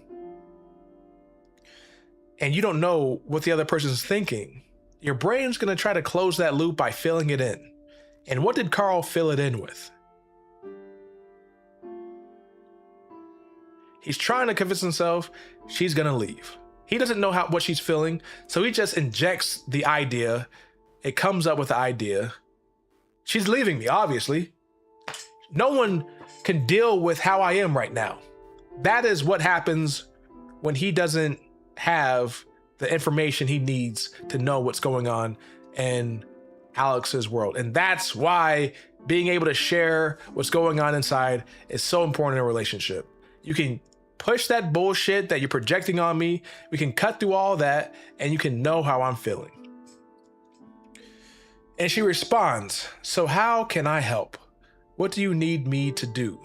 She asks. You think for a second. Beautiful, beautiful, beautiful response by Alex. Oh my gosh. It doesn't usually go, I'll be completely honest, it doesn't usually go this well. But this is beautiful. You think for a second, and the answer you come up with fills you with despair. I honestly don't know. I wish I knew how to fix this, but I don't know that you can do anything. I think it's something I just have to live with. I like this because Carl's not putting the weight of solving this on Alex.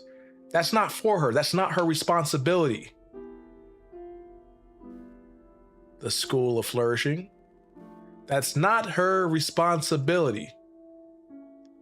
It's on Carl to deal with his depression himself, but Alex can be a good support. She looks at you with sad eyes before kissing you on the forehead, and I'll live with it with you. Damn. I don't know how you could possibly love me. She rolls over and wraps her arms around your neck, settling her head on top of yours. You don't need to know. Just know that I do. Do you see this? Eyes watering. Eyes watering. Because that interaction is fucking amazing. It is healing. That is love right there, y'all. That is love right there. Don't need no answers. Don't need you to change. Just know I got your back, Carl. I don't know how. Carl doesn't know how you can love me.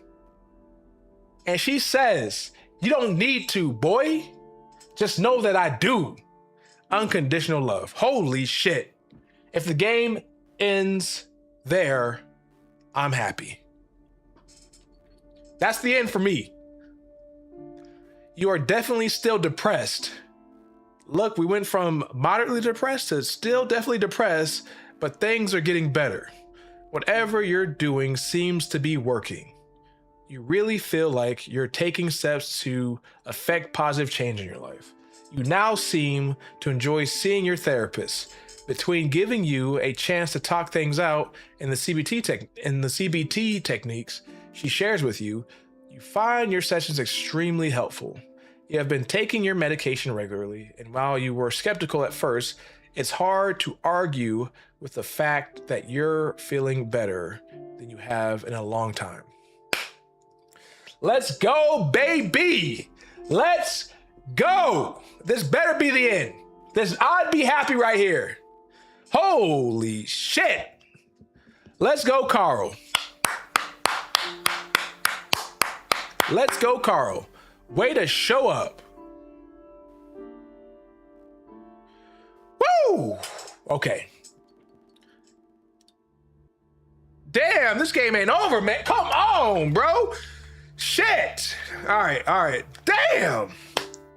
All right, this has to be almost the end. I'm tired. It's Friday night. We've seen many Friday nights, and you're lying across your bed feeling pathetic. The ebbs and flows of depression. As you were leaving work tonight, a group of coworkers asked if you wanted to join them for drinks. I love the coworkers. They still show up for you. Hold on. All right, because we've been through this scenario. Coworkers ain't giving up. Coworkers are going to keep asking you. Feeling antisocial and put on the spot, you decline. You have a habit of doing this, as we've found out through playing this game. You're often so convinced that you are weird and terrible that any invitation to hang out will end in disappointment for those inviting you. When I tell you, man, depression tries to protect you. These are one of those ways. I'm weird, I'm terrible. I'll just end up ruining their night, and they won't like me, and they won't ever reach out to me ever again, and I'll ruin this relationship. Let's avoid that situation completely. Depression, come on. You never feel like you know how to act in group outings, and you feel like a total creep since it seems to come so naturally to anyone who isn't you.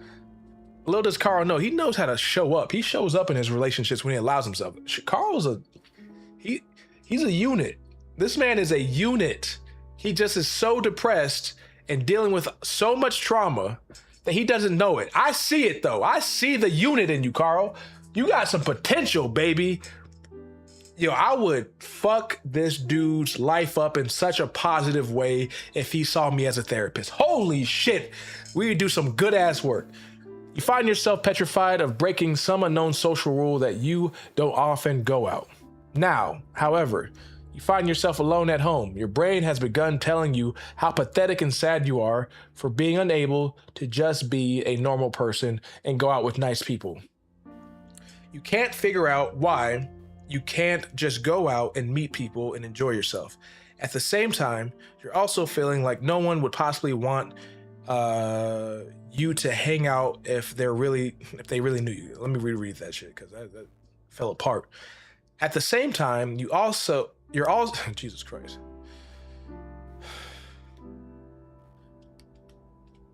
Okay.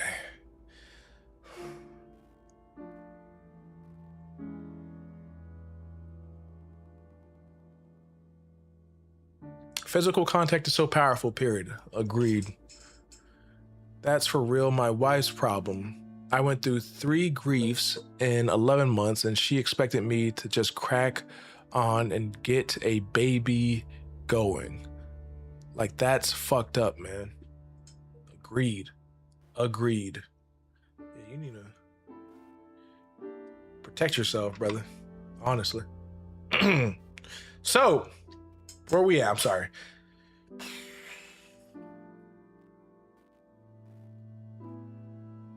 Okay. At the same time, you're also feeling like no one would possibly want you to hang out if they really knew you, because you're dull and weird anyway.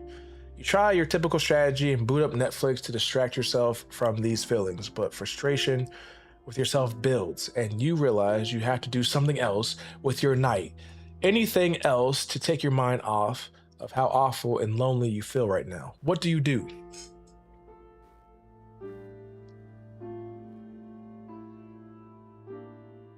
Call Alex. When in doubt, I'm gonna go with the no, not drink. Oh, get over it and go out to the bar anywhere. Your coworkers, Jesus Christ. Get over it and go out to the bar where your coworkers are hanging out anyway. Look, we're calling Alex. Here's my fear though. Am I using Alex too much? Am I putting her in a position where I'm tiring her out? Maybe see if Attic is on. He's going through his own shit though. I'm gonna hit Alex. She's old faithful. She's old reliable. Call Alex. Get it out. You dial Alex's phone, figuring that if you could spend some time with her instead of being cooped up in your apartment alone, you might feel less isolated. Her phone rings a handful of times before going to voicemail. You know, it's not uncommon for her to be out with friends at this hour. I'm proud of Alex that she has a life as well. You need to be an individual. Give me a quick second. Oh.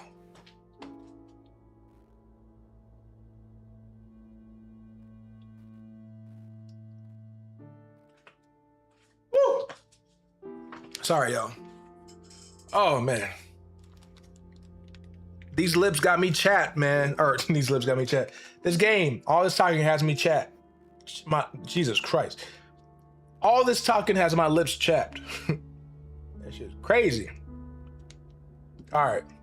Her phone rings a handful of times before going to voicemail. You know it's not uncommon for her to be with friends at this hour. You leave a voicemail, but end up calling again 15 minutes later. Still no response. Now I bet he's coming up with a scenario. Alex probably asleep. She's probably doing some work in do not disturb mode. But he's gonna come up with some type of crazy scenario. You imagine Alex out with her friends, much like you would be tonight if you weren't so horrible at socializing. Your mind wanders and you start to wonder who she's with. And if she might meet someone tonight she'd rather be with, someone who is able to go to parties like this with her instead of sitting at home feeling sorry for themselves. You see? You don't have the data. Your mind has to close that loop. And it does it in the worst possible case scenario. That negative feedback loop that your therapist was using CBT to help you with, that shit fell apart. The trauma always is gonna win unless you deal with it. Remember that. That's why it's so important. Why didn't she invite you? Have you just said no one too many times? How many other Fridays have you unknowingly missed? You begin to think that maybe it would be better if she met someone tonight. She's a wonderful woman and you feel like a constant killjoy. I knew this was a trap.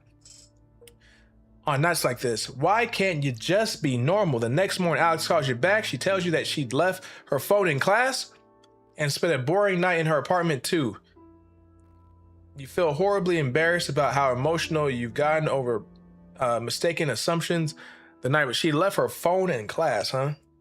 I don't know if I believe that story. Left your phone in class, huh?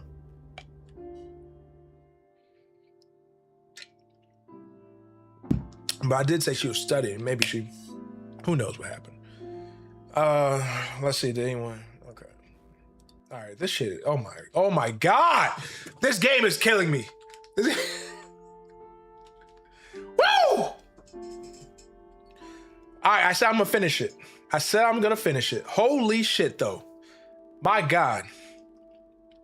It's a cold Saturday afternoon. You've just arrived at Alex's apartment, and you're happy to finally see her after a week of absence due to your schedules not lining up due to work and school. You hug her in the doorway, but she breaks away sooner than normal and sits down on the couch as you take off your sneakers and lay them in the usual place, right next to hers. There's something I was hoping we could talk about, actually. Oh shit. Oh no, Alex, no. I'm worried too, brother. I'm worried too. You instantly worry that you're being blindsided by a breakup. That's what I'm thinking too. I'm honestly thinking that too. Due to the sudden shift in tone, but she quickly smiles and puts you at ease once she sees all of the color leave your face. It's nothing bad, I promise. Okay. All right, I'm coming down. I'm coming down too. With that, she leads you over to the couch and sits on the other end of it, facing you. So, I hope this doesn't freak you out, but if you feel like things are going too fast, just tell me. She talks faster than usual and fidgets. Okay. Is she gonna ask him to move in together? Yep. We seem to have a lot of weeks like this, and they really suck. I was thinking I'd ask, since things are so strong with us, what are your thoughts on maybe moving in together? Damn. Damn, Carl. You're not as depressed as you make it out. What am I trying to say? You're not as depressed as you make it out to seem.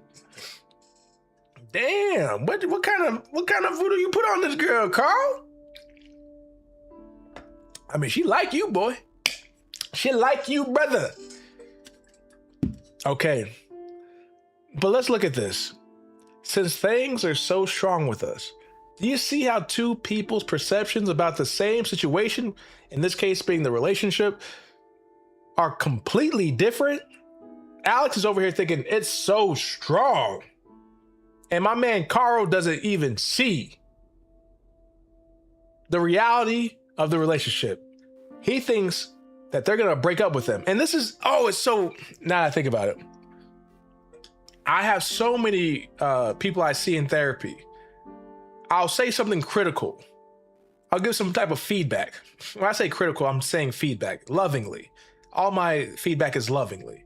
It might be a little rough, but I'll say something and they will ask, am I going to ditch them as a therapist? Am I going to abandon them as a therapist? I'm like, what?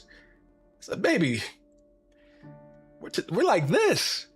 You're stuck with me. What do you mean leave? I'm not gonna abandon you, baby. Come on.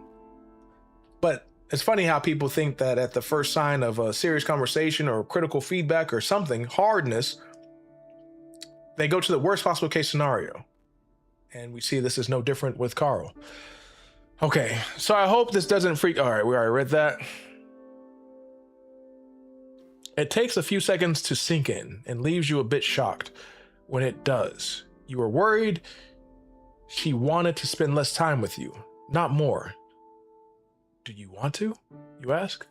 Well, yeah, I do. I mean, we'd have to sort out logistics and everything, but those are all things we can take care of. Speaking my language, girl.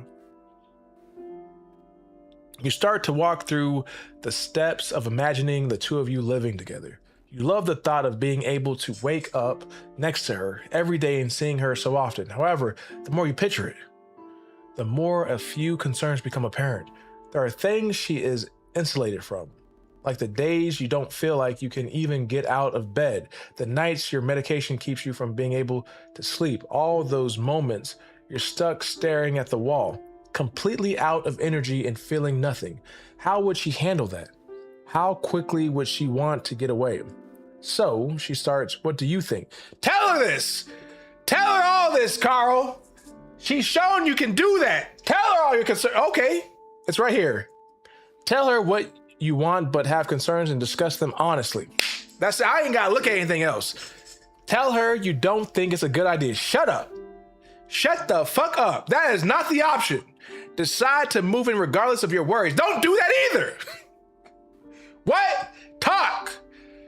Inside. Share it. He knows how he feels. If there's one takeaway from this, share it. It will expose the health of your relationship. You have seen this time and time again. It exposed your crazy ass mama who judges you and can't handle emotional conversations. It exposed the healthy side of your friendships with Amanda when you opened up and she led you to therapy, which led you to getting better. It led you to you and what's her name? Our girlfriend? What's her name? Y'all help me out. What's her name? Alex.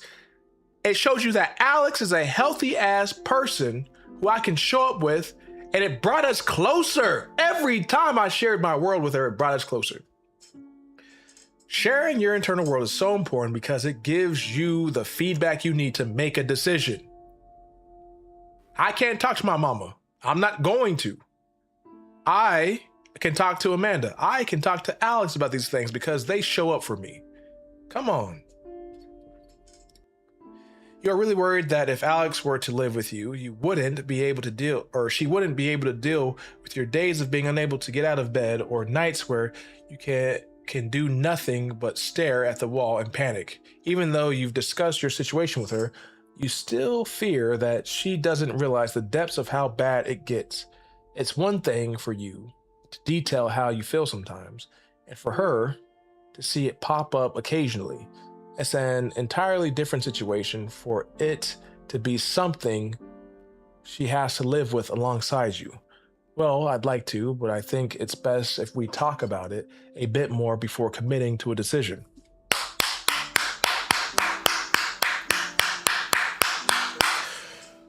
Woo! Let's go! Good shit, Carl. You can call Carl depressed, but you can't call him a dummy. Though she seems a little defeated. Why, baby? You make it clear that you're not making excuses and actually mean that you want to talk. Good. Oh. Good communication. Oh, it's such a turn on. Just gets me nice and... Let's keep it PG. Let's keep it PG. You reiterate a lot of what you've told Alex that night, and although she gets a little I'm sorry. Let me reread this. I'm just so excited. You reiterate a lot of what you've told Alex that night, and although she gets a little defensive and tells you that she knows all of that already, she confirms that she is willing to help you sort through your issues. I feel like you forget I love you sometimes. I know that there will be bad days, and I'd rather try to work through them with you. We can figure all this out together. Her words sway you, and you can't help but hold her close to you. You see? You see? Damn, this ain't even Depression Simulator anymore, or Depression Quest. This is Communication Simulator. Healthy Communication Simulator. Oh my God. My man Carl, I might be giving him too much credit, but the man might communicate better than me, and I'm a good ass communicator.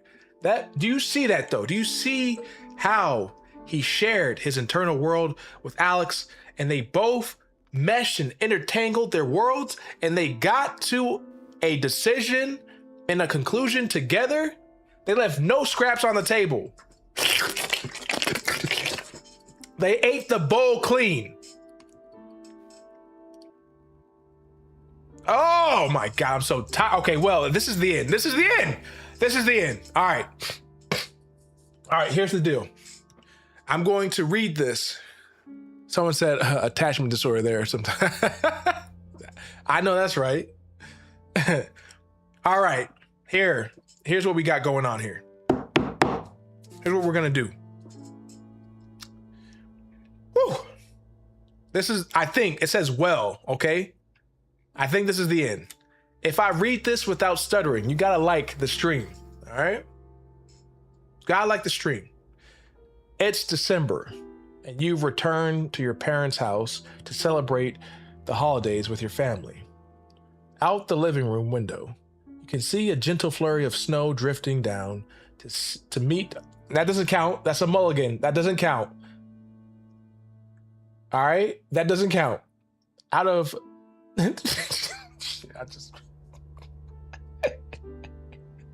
I promise you guys, I can read. I've been at this shit for 5 hours. I thought this was going to be an hour or two long stream. I don't know how we ended up here.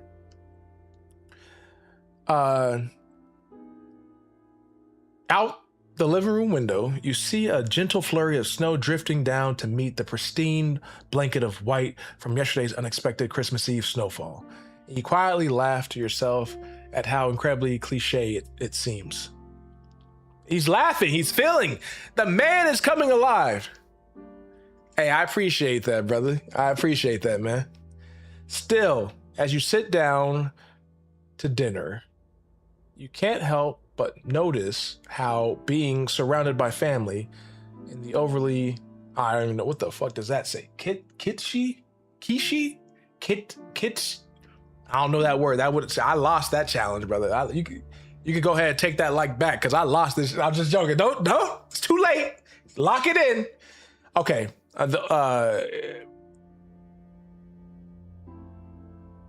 right. So the overly I don't know that word, kitschy atmosphere your mom's decorations have actually made you feel relaxed and almost comfortable. Your mom is running around frantically, checking the oven and the stockings and just generally trying to family time it up. While your dad sits at the head of the table drinking a beer and laughing with your brother Malcolm. His wife Karen is there too, whom you've always gone along with. Surprised with a name like Karen that you get along with her, huh? Yeah. And your parents even agreed to let you bring your kid along. She's been darting in and out of people's legs and hopping into laps all night. As you oh my God, my brain is fucking fried. Oh my gosh, y'all. Bear with me, all right? We're almost there. As you thoughtfully munch away at your turkey, listening to the conversations around you, your thoughts drift back over the last few months. You think about how hard things have gotten, replaying over in your head some of your worst as well as some of your best memories. It seems like all of these things just came to a head over the past few months.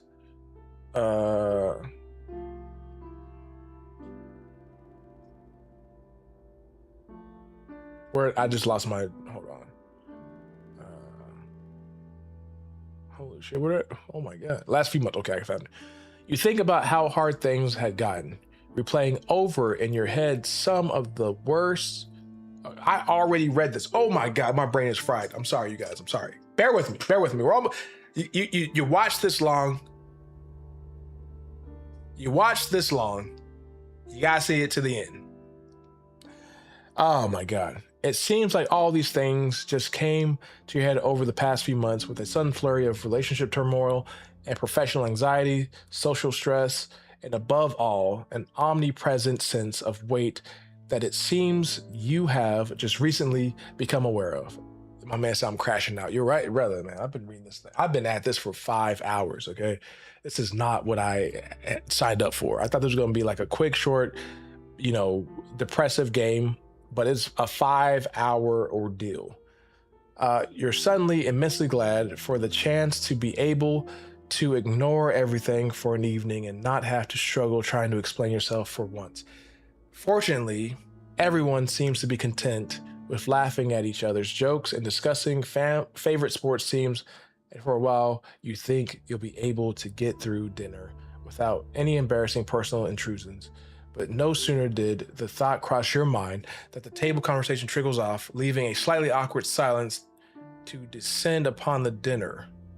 So how are you doing these days? No, Mom, no! Quit asking me this, your mom asked you pointedly. What the hell? It's such a simple question and one that you seem to have had to answer countless times recently. You take a moment to collect your thoughts, then look up and take a deep breath. This is the moment. This is the moment. Okay, it's done. All right, we're almost done. Jesus Christ. You've never really thought of yourself as a fighter, and even to say it now, it sounds hokey.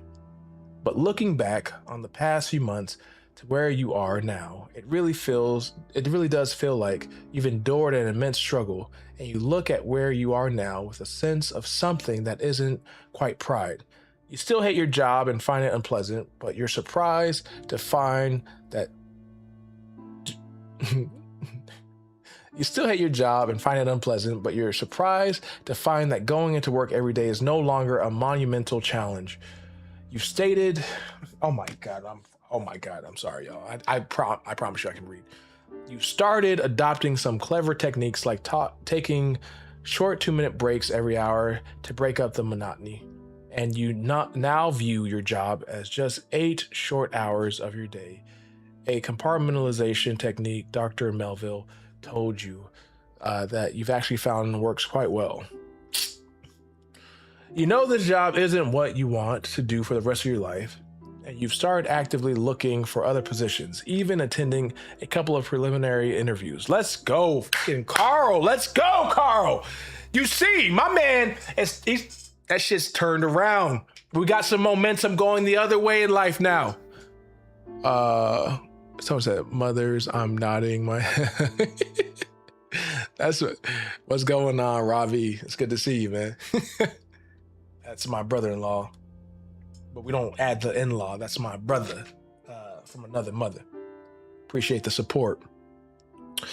You've started making effort to go out with your friends more. While the social scene still makes you very uncomfortable sometimes, you're more and more able to let yourself just enjoy the company of your friends. Let's go, Carl! In fact, your relationship with many of them has increased over the past little while. You still definitely have days where you flake out or don't feel up to hanging out, but for the most part, your friends are understanding and appreciate your communication. By far, the biggest change you've noticed in your life has been in your relationship with Alex. You were terrified of talking to her about everything at first, but looking back, you feel like it's only strengthening, or Jesus Christ, I told you, I'm tired, y'all. We're gonna muscle through it though. But looking back, you feel like it's only strengthened your relationship. She was always supportive to you emotionally, but lately the two of you have been even more in sync. Let's go. And it's really starting to feel like you're building a life together. It even seems like the two of you have been making a more concerted effort to sync up your schedules and have been spending more and more of your downtime with each other. Let's go. Pretty soon you think moving in together may be a very real possibility. Dr. Melville has commented on how well you seem to be doing and whether a result of the therapy, the medication, or both. You can't help but agree. What the fuck? Hold on. Dr. Melville has commented on how well you seem to be doing and whether a result of the therapy, the medication, or both. You can't. Okay, see that's not me, y'all. That's not me.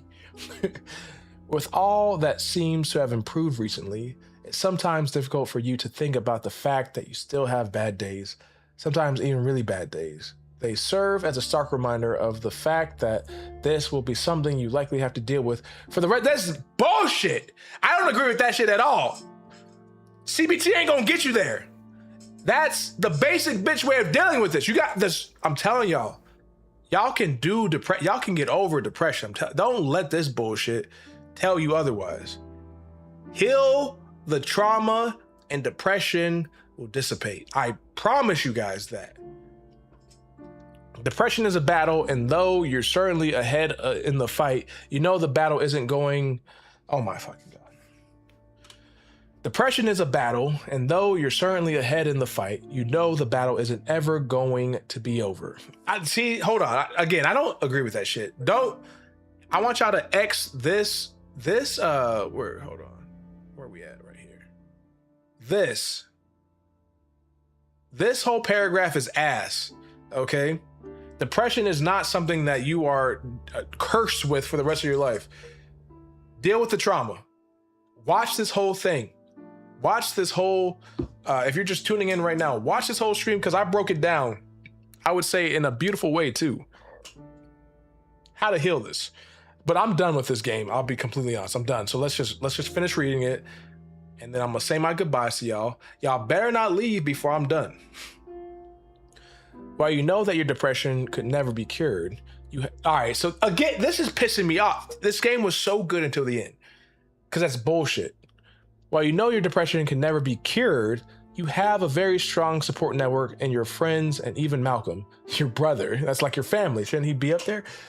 And armed with a newfound confidence in your friends and family, you accept that though the road may be rocky, it is at. Oh my gosh, I'm fried. Thank you for sticking with me.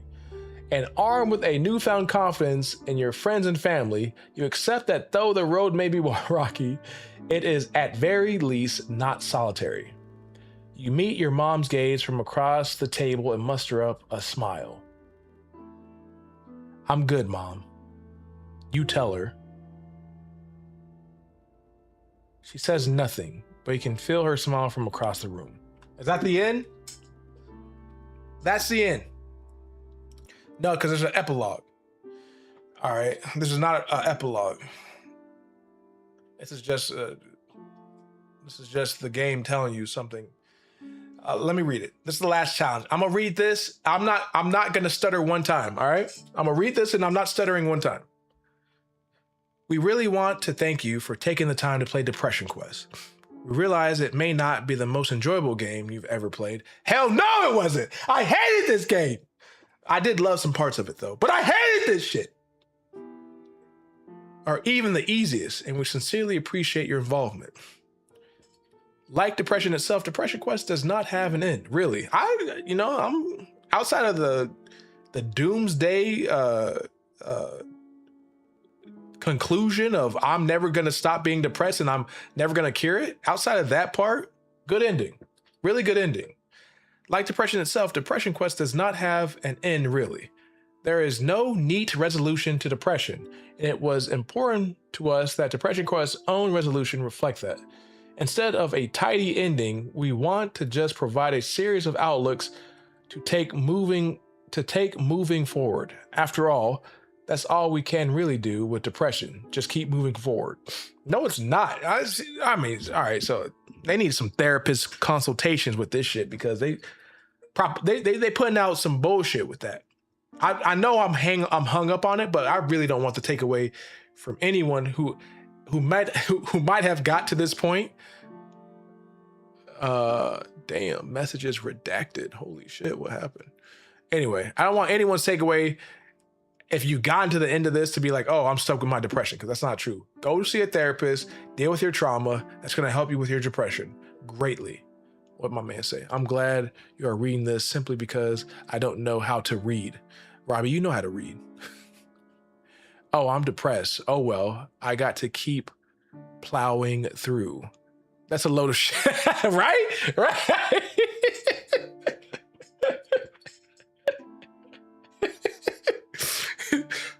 Well, shucks, I'm depressed. Just take it one day at a time, right? My depressed ass, I ain't never gonna heal this, but where's the hope in that? Horrible message. Anyway, I'm done with, all right, let's finish up. Okay. After all, that's all we really can do. Just be depressed and just keep moving forward. At the end of the day, it's our outlook and support from people just like you that makes all the difference in the world. Thanks again. All right, I'm fucking this game. All right, Zoe, I fuck with you. Writing, code, game. All right, I'll give it to you. All right, turn this music. All right, there's all the people here. All right, and y'all, it's been a long quest, but we finally made it to the end. Our boy Carl, he didn't cure his depression, but he got better.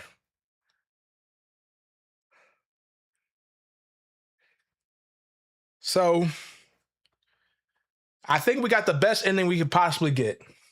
If my lips are chapped, I apologize. I've been talking for 5 hours. I'm tired. I'm new to the streaming thing, but this beat the shit out of me, y'all. And I got like 8 sessions of therapy tomorrow. But yo, I love y'all. Thank you. Thank y'all for showing up. It says I have 33 people who watched this stream at one point. I got 2 people. I appreciate it, man. I appreciate the love and I appreciate the support. I really do. Next week is Father's Day, so I'm probably gonna go see my dad and mom. They live 3 hours away. But I tried to stream every Sunday. Next week, I'm probably going to be in Sarah Vista. Oh, holy shit, I'm not gonna tell y'all where the fuck I'm gonna be. What the fuck? That's none of your business. But I don't know yet. I don't know what I'm gonna do. So every Sunday at 12 o'clock, I'm gonna start streaming. I enjoyed today, even though I bitched and complained about how long this game was. But I love this. It was fun. I need a better game. Who would have not? Who would have thought? Who would have thought that a game about depression and having depression would be so depressing? So, not I. Hey, I missed the whole stream. How was it? Were there a lot of people? Yeah, man, there was a lot of people. There was hundreds of thousands of people that came in, So shit, you missed out, brother. You missed out. Uh um but you can watch the stream on replay. You just watch the video of the stream so you can catch all 5 hours. For some reason in the middle of the stream, it stopped working. So uh I had to make another stream. And so there's a part one and there's a part two. So, but yeah, uh, it was a great stream about depression. I brought it. So if you want to know about depression, you want to see it, and you want a therapist's perspective on it, watch it. That's free game. Thanks for the help, bro. You want any recommendations for the next game? Please give me a recommendation. I'm trying to steer towards mental health things and whatnot. So I don't know if you know anything mental health or anything with horror. I might play some horror games. I don't know yet. But yeah, recommend me a game or two, and I'll put on my list and see what it's all about. But yo, I got 4 people in. I think that's the highest I've had all all stream, and it's about to end. So it's like y'all knew. It's like y'all knew and you came flocking. I love you guys. I appreciate the help. I appreciate the support. I appreciate y'all coming and adding your voice. The Stanley Parable noted. I appreciate you guys adding your voice and chatting it up in the stream. I really do. So I love you guys. I'm tired. I will see you guys next Sunday, 12 o'clock sharp, Pacific Standard Time. So I'll see you guys. Take it easy. Let me end this. How do I end this shit, man? Oh, God, awkward.